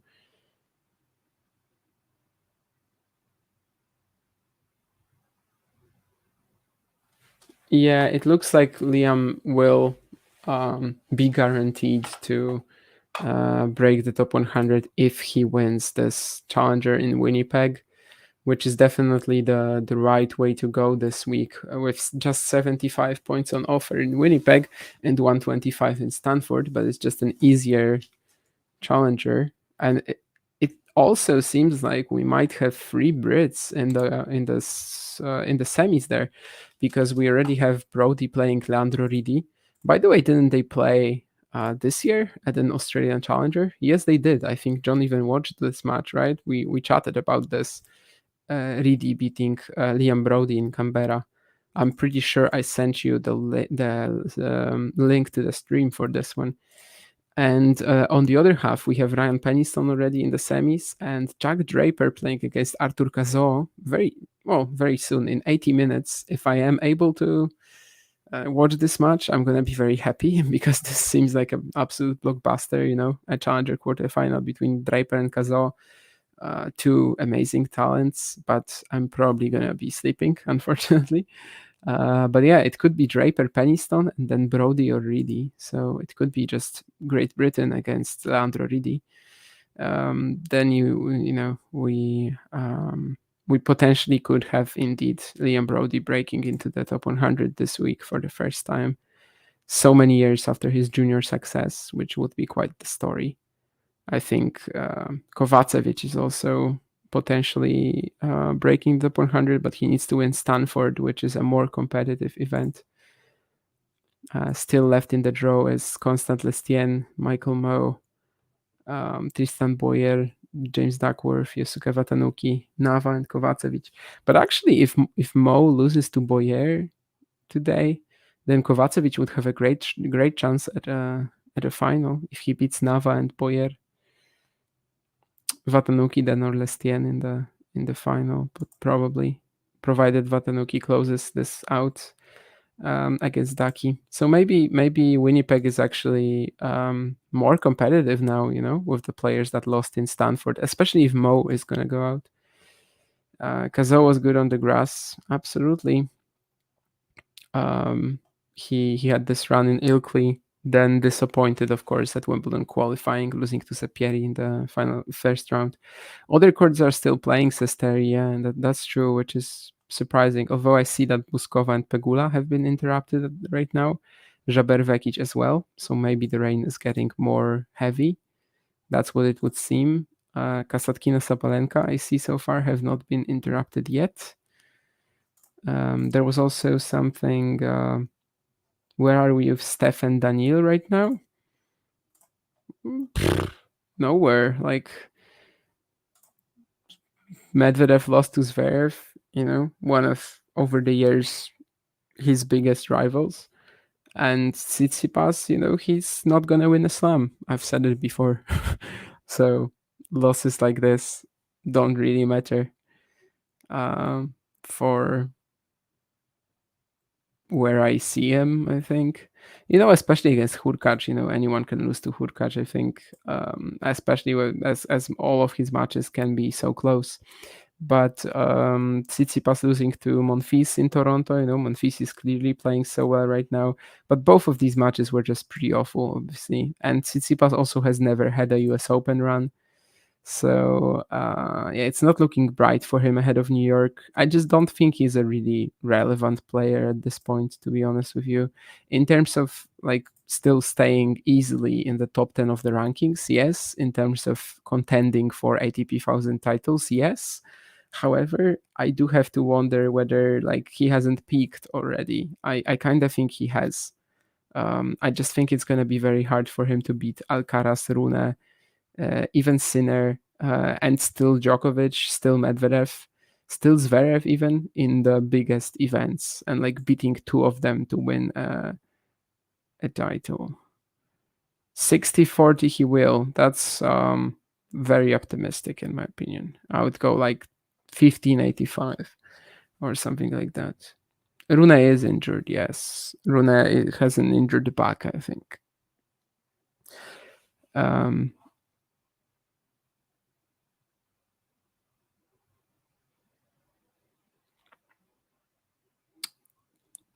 yeah, back injury, yes. As Elena says, Terry says rain is heavy, so yeah, I think it's just gotten a lot worse since Alcaraz and Paul went off the court, and that's why all of the women's matches as well are stopped at the moment. We actually also have Hubert Hurkacz and Alexander Zverev, so the heroes of today, playing a doubles match at the moment, but against each other. It's Melo Zverev against Hurkacz and Pavic. Melo and Zverev won the first set, but that's also interrupted. So nothing is going on at the moment in um, help me out, in Cincinnati. Yeah, I was looking at the results for Stanford, and I for a moment forgot that we were in Cincinnati. Yeah, Watanuki is like crushing James Duckworth. That's pretty impressive. So yeah, we're gonna have to see heroes of the day. Heroes of the day. That's I said it about Zverev and Hurkacz. Yeah, back injuries for Rune and Defog is Davidovich Fokina, potentially derailing their US Open chances. I think they never really had that much of them in the first place, although being a number 4 seed certainly could have helped out Rune. I just think there are just 3 main US Open favorites anyway. Like anyone outside of Djokovic, Alcaraz, Medvedev winning the title, I think is already a pretty big surprise. Their form in the warm-ups doesn't really concern me all that much. Yeah, he is one of the main favorites, Medvedev. I don't see why not. Unless you want to argue that it's just Djokovic and Alcaraz, then that's fine.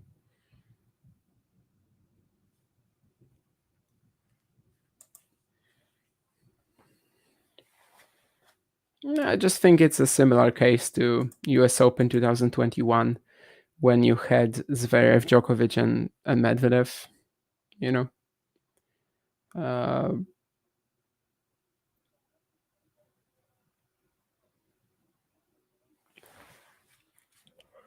I think it's 95% chance that one of these 3 wins. But, as I said, if you want to argue that it's just Djokovic and Alcaraz, I don't have anything against it. Nurlan with the bold prediction of Rublev is winning the US Open. Mark my words. We will mark your words. We will come back to this if Andrei Rublev indeed does that. We will probably even come back to this if Andrei Rublev wins the semis, right? Like that's already a moment when, wins the semis, makes the semis, I want to say, because he has never done that.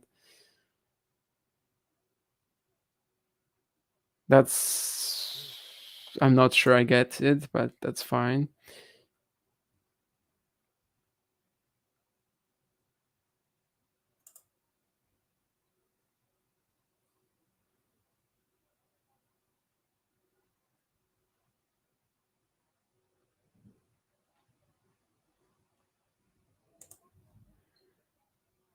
And Tommy Paul is always asking after Carlos Alcaraz. Maybe. Anyway, even on my screen, I see that it's rare. Keep meeting. Even on my screen, I see that it's raining very heavily right now. So what are we doing? Basically, is my question. JJ Wolf is winning the U.S. Open. I wish, that would be cool.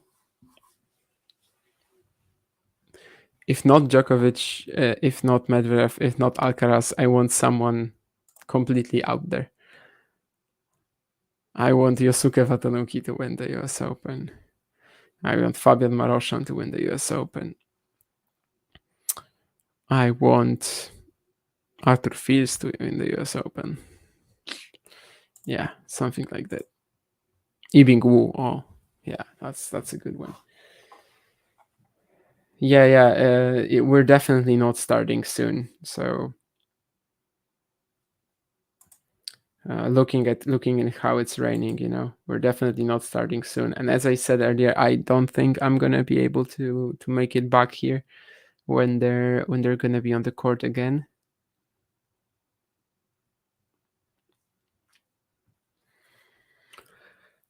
Since you can hear that I'm already yawning. And generally, the last few days I've been going to sleep at like midnight. But today was also not quite as hot in Poland, and I also wasn't at the courts for 10 hours like yesterday. I was only there for like 6, so I should have more, life force, basically. However, I think this match is going to be finished a bit too late for me anyway, with how much it's raining right now in Cincy.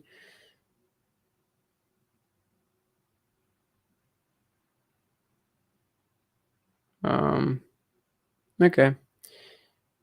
If you're still awake when they return, sure, yeah. All right. So should I just log off, or should I also prep the stream for, play the music and etc.? No, just log off. Okay. So maybe see you guys later. Probably not though. And yeah, hopefully you're gonna have the remainder of this match played with whoever, either me or anyone else from the Talking Tennis team. Peace, Ghosty, and anyone else who was in the chat or was just watching. Thank you as well. And yeah, I'll see you on some other stream, or this one maybe, if it works out for us with the hours. So yeah.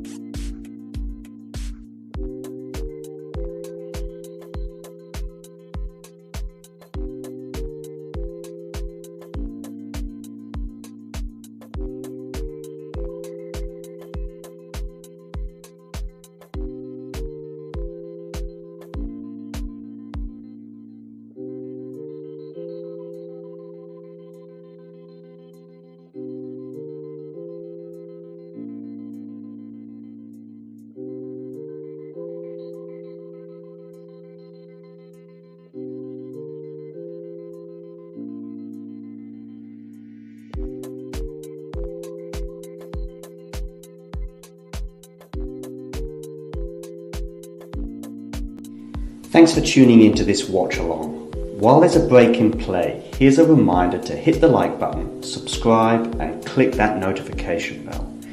Your support helps to keep the channel going. While we're here, you can now become a member to enjoy perks including badges for the live chat, but also bonus material such as interviews with top players from both ATP and WTA tours. The membership link is pinned in the live chat. You can also follow us on Twitter, Facebook and Instagram. So whether it be serves or volleys, forehands or backhands, serve bots or drop shots, we've got you covered. Whether that be via our website, talking-tennis.com, where you can read features and interviews from our top writers. Or if you prefer us in audio form, you can subscribe to our podcast on Apple, Amazon or Spotify or wherever you get your podcasts from.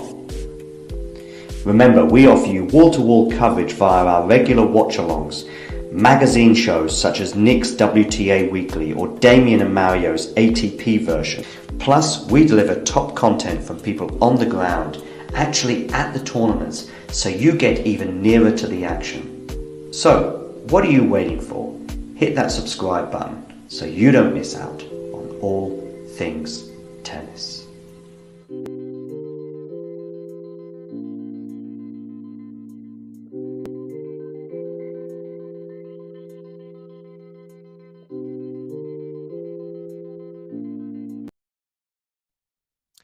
With the mental side of tennis, from my perspective as a fan, if you like, the two things that strike me in tennis compared to lots of other sports that I think make it a big mental challenge is, first of all, it's an individual sport. But secondly, so there's nowhere to hide. Like in football, in a team sport, you can just give the ball to another, teammate, and you cannot call for it if you like. But there's nowhere to hide. The other thing as well in tennis is again in something like football, you can be really nervous, but you can get a bit lucky. And of course, that can be the case in tennis. But basically, your body could be shaking when you're about to take a penalty, okay? And you can still score because you can just put your foot through it, right? You just hit it as hard as you can. And actually, probably you will still score because of the odds on that. Yeah. But there's that in a sport such as darts, snooker, tennis, where you need to be pretty calm and you need to have a pretty steady hand. There's just nowhere to hide. Is there anything I'm missing, or am I underplaying something, or even overplaying? No. I think you're 100% correct. I think the real tough thing about these sports and tennis in particular, because of how physical it is as well, is the relentlessness of point after point. And if you're nervous, you have to fight through those nerves sometimes for, an hour. and they might disappear for a while, but then suddenly, you're 5-all and it's tight again and you're feeling very tight and you have to manage it over and over again. And I think, the best players in the world just, use their tools and remember to use their tools in big moments. Because, once you get to pro level, it's not like any player doesn't kind of know what they have to do. But it's in the heat of that moment that they either don't remember because the brain is frying a little bit, or they don't have the courage to use them. Yeah. So, for us sitting there, I remember when Roger Federer had 2 match points against Novak at Wimbledon serving. Yeah. You're thinking serve and volley both. Okay. Yeah, probably Novak's not going to make a great return on both. Mm-hmm. Now, I don't know what whether that what Roger was thinking, or maybe knew something more than I did, but that was my thinking.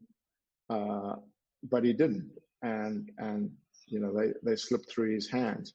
Now, to do that though in that moment takes a huge amount of courage. Yeah. And first to make the decision, and then secondly to follow through the decision like that. But then you've always got, and this is what's so tough for players. The other thing is, match point, make the person play. Don't serve and give them a quick volley or whatever. And that's another school of thought. But I think deep down, players get to a place where they have an instinct. And I think, I say this over and over again, the best players in the world are the most relaxed and the bravest. Because in those moments, when their instinct is telling them something, they are brave enough to follow it. And which is why, and again, it doesn't guarantee you're going to win, but I do think it starts to push the odds more in your favor. I'll just say one other thing is, I don't know if anybody's ever been go-karting or any kind of motor racing or watches motor racing, but when a driver gets in the groove, they lap like within 0.1 of a second every lap, like in this unbelievable groove. But if they lose that groove, when they're in that groove, it seems so easy. Just do it. It's like no hassle. But if they lose that groove, if they go a little too fast, then they slide out of a corner, they lose time. If they go a little too slow, then that's not effective. And the margins are so small to stay on that groove. And for players as well, when you go into something like the French Open or any tournament, but especially the big ones, you hope that you can get through that first match and find a groove. And if you get in that groove, then that gives you your best chances of winning, because then most stuff is happening automatically, which is the most effective. Everybody has a problem when they start to think on the court, and automatic is fastest and easiest because you know how to do things.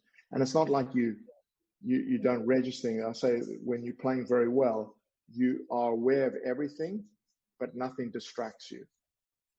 When you start to think, your thoughts start to distract you.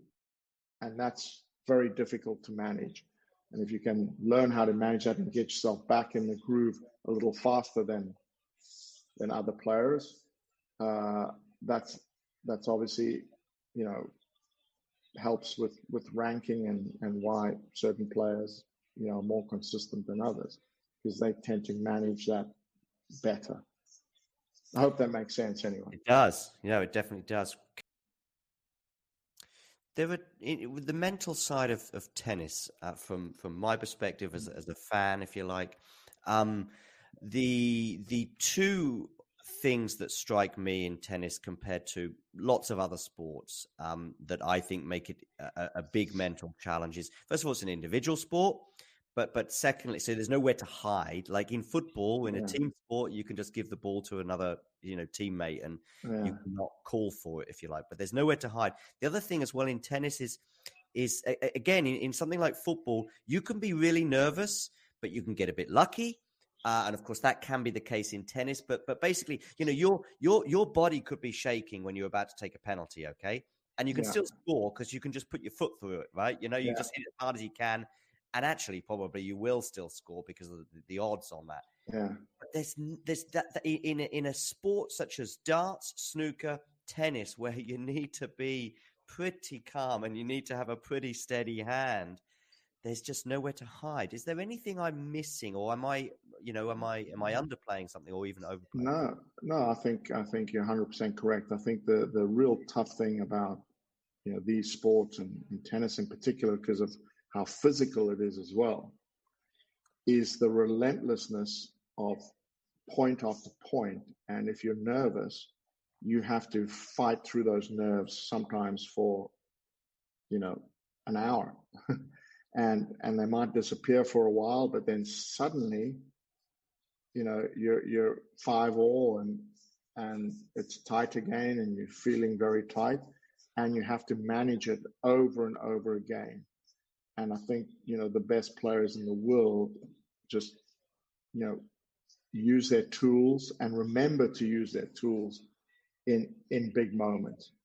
Because, once you get to pro level, it's not like any player doesn't kind of know what they have to do. But it's in the heat of that moment that they either don't remember because the brain is frying a little bit, or they don't have the courage to use them. Yeah. So, for us sitting there, remember when Roger Federer had 2 match points against Novak at Wimbledon serving? Yeah. You're thinking serve and volley both. Okay. Yeah, probably Novak's not going to make a great return on both. Mm-hmm. Now, I don't know whether what Roger was thinking, or maybe knew something more than I did, but that was my thinking. But he didn't, and they slipped through his hands. Now, to do that though in that moment takes a huge amount of courage. Yeah. And first to make the decision, and then secondly to follow through the decision like that. But then you've always got, and this is what's so tough for players. The other thing is, match point, make the person play. Don't serve and give them a quick volley or whatever. And that's another school of thought. But I think deep down, players get to a place where they have an instinct. And I think, I say this over and over again, the best players in the world are the most relaxed and the bravest. Because in those moments, when their instinct is telling them something, they are brave enough to follow it. And which is why, and again, it doesn't guarantee you're going to win, but I do think it starts to push the odds more in your favor. I'll just say one other thing is, yeah, I don't know if anybody's ever been go-karting or any kind of motor racing or watches motor racing, mm-hmm. but when a driver gets in the groove, they lap like within 0.1 of a second every lap, like in this unbelievable groove. Mm-hmm.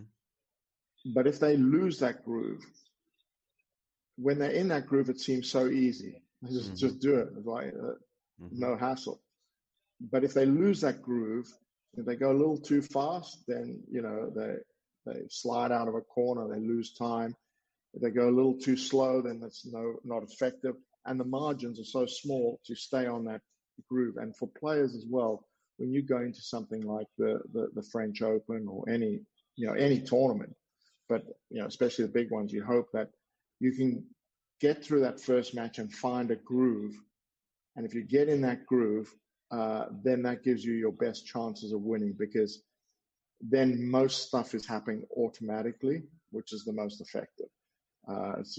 Everybody has a problem when they start to think on the court, and automatic is fastest and easiest because you know how to do things. And it's not like you don't register. I say when you're playing very well, you are aware of everything, but nothing distracts you. When you start to think, your thoughts start to distract you. And that's very difficult to manage. And if you can learn how to manage that and get yourself back in the groove a little faster than other players, that's obviously, helps with ranking and why certain players, are more consistent than others, because they tend to manage that better. I hope that makes sense anyway. It does. It definitely does. With the mental side of is better, something is worse. Of course, when Rafael arrived in the ATP Tour, he was really young. He was 16 years old, and of course, he was not well done in this moment. Then, during many years, he improved. When you watch the first Rafael Nadal in Roland Garros, is not the same than the Rafael Nadal in 2008 or in 2010.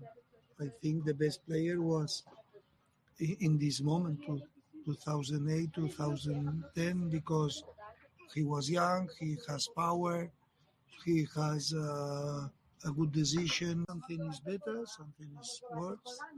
Of course, when Rafael arrived in the ATP Tour, he was really young. He was 16 years old, and of course he was not well done in this moment. Then during many years he improved. When you watch the first Rafael Nadal in Roland Garros, is not the same than the Rafael Nadal in 2008 or in 2010. I think the best player was in this moment, 2008, 2010, because he was young, he has power, he has a good decision. Something is better, something is worse. Of course, when Rafael arrived in the ATP Tour, he was really young. He was 16 years old, and of course, he was not well done in this moment. Then, during many years, he improved. When you watch the first Rafael Nadal in Roland Garros, is not the same than the Rafael Nadal in 2008 or in 2010. I think the best player was in this moment, 2008, 2010, because he was young, he has power, he has a good decision. Something is better, something is worse. Of course, when Rafael arrived in the ATP Tour, he was really young. He was 16 years old, and of course, he was not well done in this moment. Then, during many years, he improved. When you watch the first Rafael Nadal in Roland Garros, is not the same than the Rafael Nadal in 2008 or in 2010. I think the best player was in this moment, 2008, 2010, because he was young, he has power, he has a good decision. Something is better, something is worse. Of course, when Rafael arrived in the ATP Tour, he was really young. He was 16 years old, and of course, he was not well done in this moment. Then, during many years, he improved. When you watch the first Rafael Nadal in Roland Garros, is not the same than the Rafael Nadal in 2008 or in 2010. I think the best player was in this moment, 2008, 2010, because he was young, he has power, he has a good decision. Something is better, something is worse. Of course, when Rafael arrived in the ATP Tour, he was really young. He was 16 years old, and of course, he was not well done in this moment. Then, during many years, he improved. When you watch the first Rafael Nadal in Roland Garros, is not the same than the Rafael Nadal in 2008 or in 2010. I think the best player was in this moment, 2008, 2010, because he was young, he has power, he has a good decision. Something is better, something is worse. Of course, when Rafael arrived in the ATP Tour, he was really young. He was 16 years old, and of course, he was not well done in this moment. Then, during many years, he improved. When you watch the first Rafael Nadal in Roland Garros, is not the same than the Rafael Nadal in 2008 or in 2010. I think the best player was in this moment, 2008.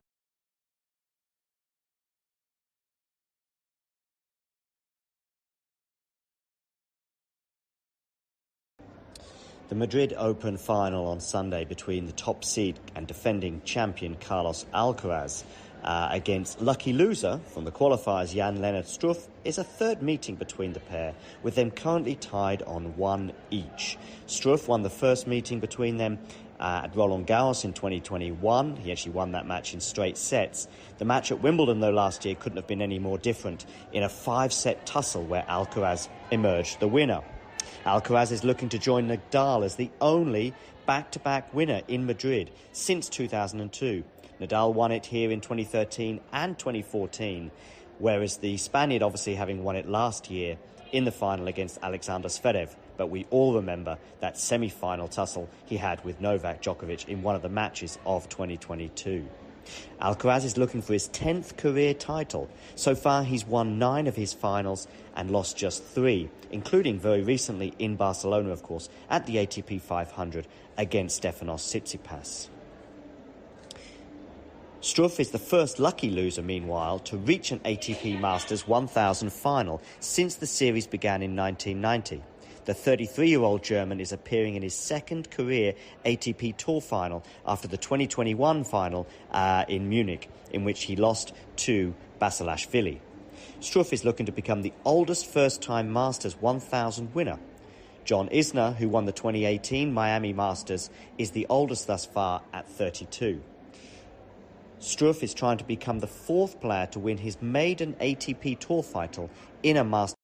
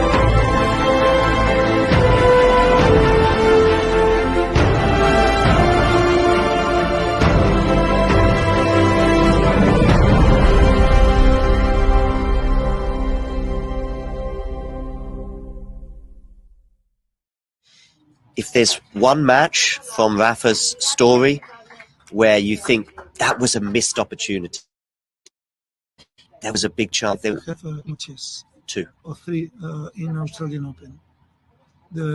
No more. We lose the opportunity in Wimbledon against Djokovic in semi-final. 2018. Then we lose the opportunity, more important because that was semi-final. We lose the opportunity in Australian Open.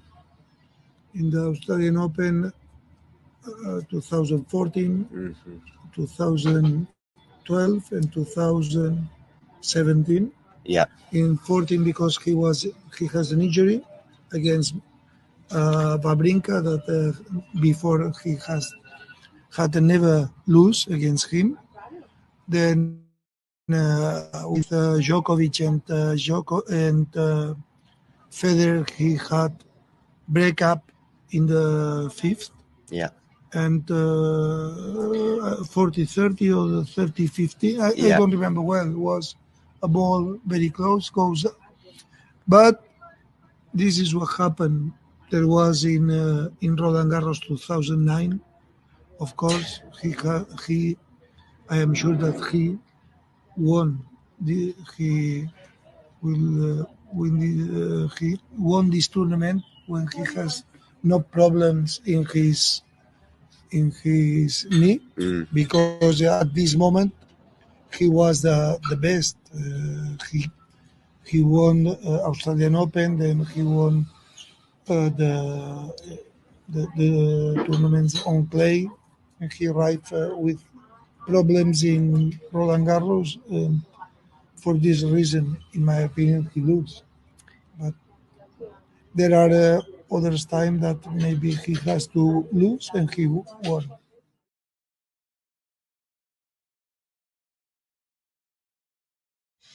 If there's one match from Rafa's story where you think that was a missed opportunity, there was a big chance. I have matches, 2 or 3 in Australian Open. No more. We lose the opportunity in Wimbledon against Djokovic in semi-final. 2018. Then we lose the opportunity, more important because that was semi-final. We lose the opportunity in Australian Open. In the Australian Open 2014, 2012 and 2017. Yeah. In 14 because he has an injury against Babrinka that before he had never lose against him. Then with Djokovic and Federer, he had breakup in the fifth. Yeah. And 40-30 or 30-50. I don't remember well. It was a ball very close, goes. But this is what happened. There was in Roland Garros 2009. Of course, he I am sure that he won. He will win. He won this tournament when he has no problems in his knee, because at this moment he was the best. He won Australian Open, then he won the tournaments on clay, and he arrived with problems in Roland Garros. For this reason, in my opinion, he lose. But there are others time that maybe he has to lose and he won.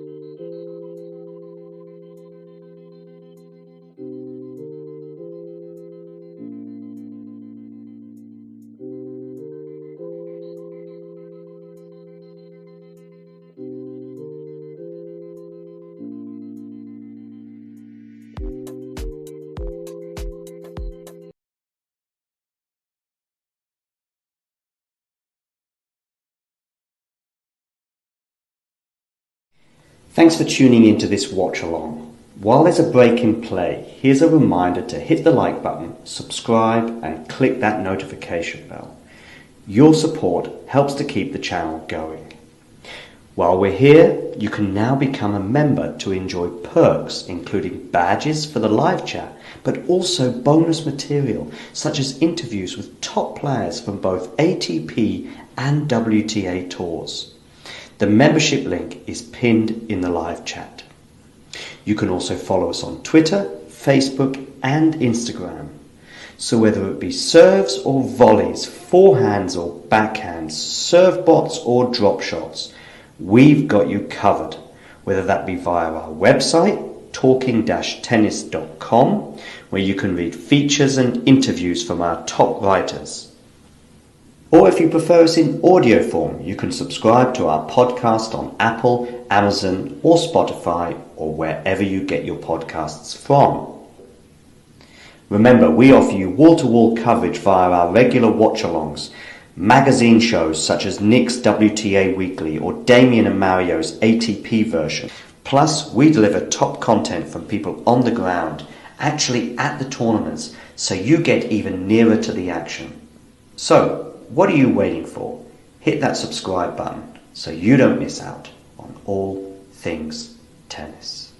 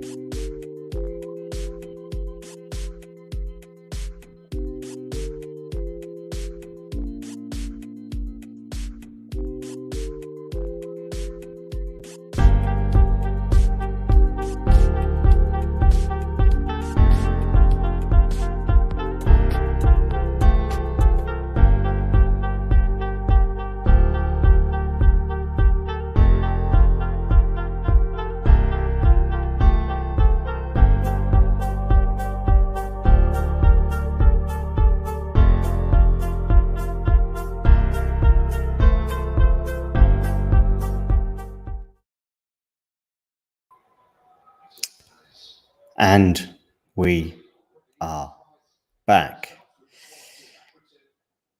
Alcaraz to receive. It is 15 all. Tommy Paul serving 3-5. Out of the forehand of Carlos into the net. For those of you that have been patiently waiting, we apologize for the delays, but what can we do? It is the weather. Cincinnati, just like Canada last week, has been plagued with rain. Tommy Paul, 30-15 now. Tommy Paul on the backhand here. Alcaraz forehand, Paul backhand. And it is now 40-15 as he nears to 4-5.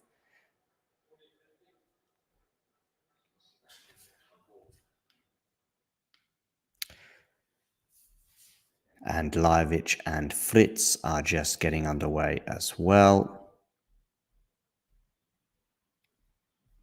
Alcaraz Paul locked here towards the end. Tommy Paul trying to hold serve and make Carlos serve it out. Backhand slice there from Carlos. Backhand again from Carlos on the slice. And a volley there from Tommy Paul goes awry. To say, those of you who are with us, please hit the like button and don't forget to subscribe. A whopping 60% of the people, a whopping 60% of the people who tune into us do not subscribe. It's so easy. Just click that button.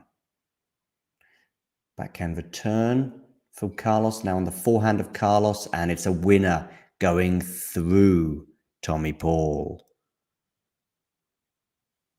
Deuce. Carlos Alcaraz is now 2 points away from sealing the match. 2 points, ladies and gentlemen.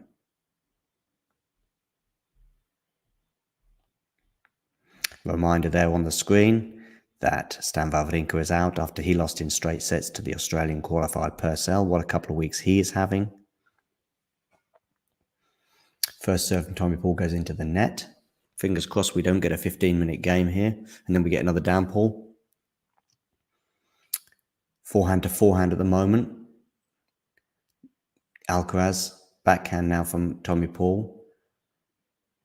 I wonder who's going to benefit the most from this stop-start element of the match. Oh, a backhand slice goes awry from Carlos Alcaraz, and it is game point. Tommy Paul. Who are we predicting, by the way, to win the tournament? I think it's a really tough one. I can see the thoughts behind Carlitos and Novak. They would obviously be the favourites. And the further they go, the more momentum and the more likely it is that one of them wins. Oh, that's a really mistimed forehand there from Tommy Paul. Has elements of, I've come on and off court 5 times already to it. Completely mistimed. Don't want to see a player slipping. By the way, 3 hours and 8 minutes these guys have been playing. Somebody there with a Novak t-shirt. Of course, Novak will be in action against Gael Monfils later on. 18-0. Novak leads the head-to-head. Oh, clips the net, and we have another match point for Carlos Alcaraz. I say another. He had 3 at the end of the second set as well.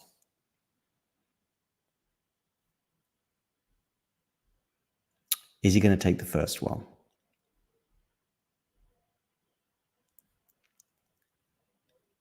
Three hours, 15 minutes now since the first match point. But that's obviously because of the rain. First serve is into the net from Tommy Paul.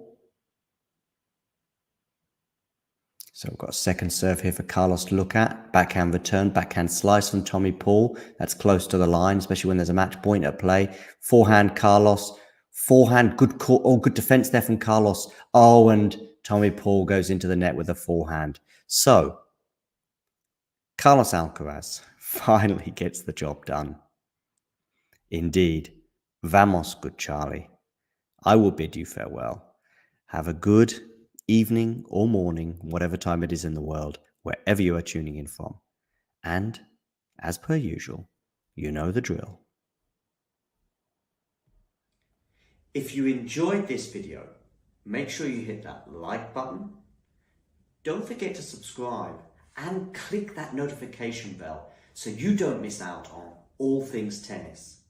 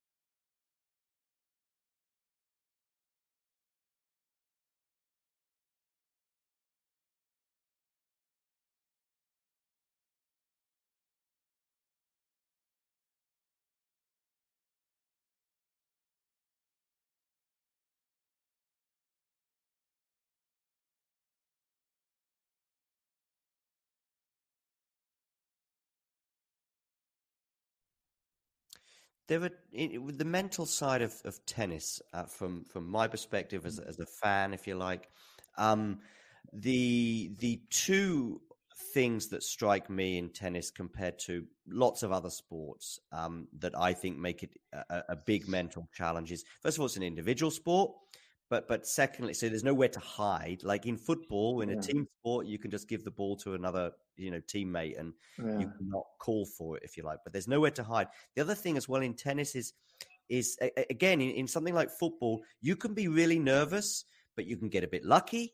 And of course, that can be the case in tennis. But basically, your body could be shaking when you're about to take a penalty. Okay, and you can still score because you can just put your foot through it, right? You just hit it as hard as you can. And actually, probably you will still score because of the odds on that. Yeah. But there's that in a sport such as darts, snooker, tennis, where you need to be pretty calm and you need to have a pretty steady hand. There's just nowhere to hide. Is there anything I'm missing, or am I underplaying something, or even overplaying? No. I think you're 100% correct. I think the real tough thing about these sports and tennis in particular, because of how physical it is as well, is the relentlessness of point after point. And if you're nervous, you have to fight through those nerves sometimes for, an hour. and they might disappear for a while, but then suddenly, you're 5-all and it's tight again and you're feeling very tight, and you have to manage it over and over again. And I think, the best players in the world just, use their tools and remember to use their tools in big moments. Because, once you get to pro level, it's not like any player doesn't kind of know what they have to do.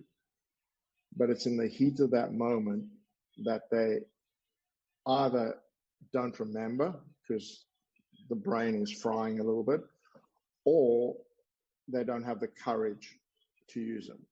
Yeah. So, for us sitting there, I remember when Roger Federer had 2 match points against Novak at Wimbledon serving. Yeah. You're thinking serve and volley both. Okay. Yeah, probably Novak's not going to make a great return on both. Mm-hmm. Now, I don't know whether what Roger was thinking, or maybe knew something more than I did, but that was my thinking. But he didn't, and they slipped through his hands. Now, to do that though in that moment takes a huge amount of courage. Yeah. And first to make the decision, and then secondly to follow through the decision like that. But then you've always got, and this is what's so tough for players. The other thing is, match point, make the person play. Don't serve and give them a quick volley or whatever. And that's another school of thought. But I think deep down, players get to a place where they have an instinct. And I think, I say this over and over again, the best players in the world are the most relaxed and the bravest. Because in those moments, when their instinct is telling them something, they are brave enough to follow it. And which is why, and again, it doesn't guarantee you're going to win, but I do think it starts to push the odds more in your favor. I'll just say one other thing is, I don't know if anybody's ever been go-karting or any kind of motor racing or watches motor racing, but when a driver gets in the groove, they lap like within 0.1 of a second every lap, like in this unbelievable groove. But if they lose that groove, when they're in that groove, it seems so easy. Just do it. It's like no hassle. But if they lose that groove, if they go a little too fast, then they slide out of a corner, they lose time. If they go a little too slow, then that's not effective. And the margins are so small to stay on that groove. And for players as well, when you go into something like the French Open or any tournament, but especially the big ones, you hope that you can get through that first match and find a groove. And if you get in that groove, then that gives you your best chances of winning, because then most stuff is happening automatically, which is the most effective. Everybody has a problem when they start to think on the court, and automatic is fastest and easiest because you know how to do things. And it's not like you don't register. I say when you're playing very well, you are aware of everything, but nothing distracts you. When you start to think, your thoughts start to distract you, and that's very difficult to manage. And if you can learn how to manage that and get yourself back in the groove a little faster than other players, that's obviously, helps with ranking and why certain players, are more consistent than others, because they tend to manage that better. I hope that makes sense anyway. It does. It definitely does. There are with the mental side of tennis, from my perspective as a fan, if you like, the two things that strike me in tennis compared to lots of other sports that I think make it a big mental challenge is, first of all, it's an individual sport. But secondly, so there's nowhere to hide. Like in football, in a team sport, you can just give the ball to another, teammate, and you cannot call for it if you like. But there's nowhere to hide. The other thing as well in tennis is again in something like football, you can be really nervous, but you can get a bit lucky. And of course, that can be the case in tennis. But basically, your body could be shaking when you're about to take a penalty. Okay, and you can still score because you can just put your foot through it, right? You just hit it as hard as you can. And actually, probably you will still score because of the odds on that. Yeah. But there's that in a sport such as darts, snooker, tennis, where you need to be pretty calm and you need to have a pretty steady hand. There's just nowhere to hide. Is there anything I'm missing, or am I underplaying something, or even overplaying? No. I think you're 100% correct. I think the real tough thing about these sports and tennis in particular, because of how physical it is as well, is the relentlessness of point after point. And if you're nervous, you have to fight through those nerves sometimes for, an hour.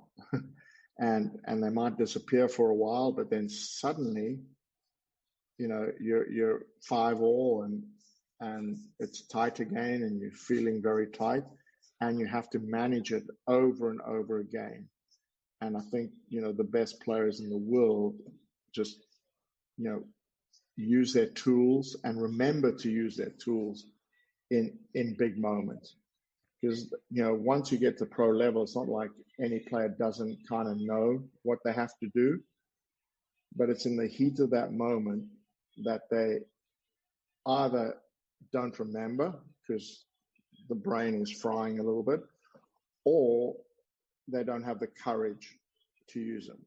Yeah. So, for us sitting there, I remember when Roger Federer had 2 match points against Novak at Wimbledon serving. Yeah. You're thinking serve and volley both. Okay. Yeah, probably Novak's not going to make a great return on both. Mm-hmm. Now, I don't know whether what Roger was thinking, or maybe knew something more than that I did, but that was my thinking. But he didn't, and they slipped through his hands. Now, to do that though in that moment takes a huge amount of courage. Yeah, and first to make the decision, and then secondly to follow through the decision like that. But then you've always got, and this is what's so tough for players. The other thing is, match point, make the person play. Don't serve and give them a quick volley or whatever. And that's another school of thought. But I think deep down, players get to a place where they have an instinct. And I think, I say this over and over again, the best players in the world are the most relaxed and the bravest. Because in those moments, when their instinct is telling them something, they are brave enough to follow it. And which is why, and again, it doesn't guarantee you're going to win, but I do think it starts to push the odds more in your favor. I'll Go just say one other thing is, Yeah. I don't know if anybody's ever been go-karting or any kind of motor racing or watches motor racing, Mm-hmm. but when a driver gets in the groove, they lap like within 0.1 of a second Mm-hmm. Mm-hmm. every lap, like in this unbelievable groove. Mm-hmm. But if they lose that groove, when they're in that groove, it seems so easy. They just do it, right? No hassle. But if they lose that groove, if they go a little too fast, then they slide out of a corner, they lose time. If they go a little too slow, then that's not effective. And the margins are so small to stay on that groove. And for players as well, when you go into something like the French Open or any tournament, but especially the big ones, you hope that you can get through that first match and find a groove. And if you get in that groove, then that gives you your best chances of winning, because then most stuff is happening automatically, which is the most effective. Everybody has a problem when they start to think on the court, and automatic is fastest and easiest because you know how to do things. And it's not like you don't register. I say when you're playing very well, you are aware of everything, but nothing distracts you. When you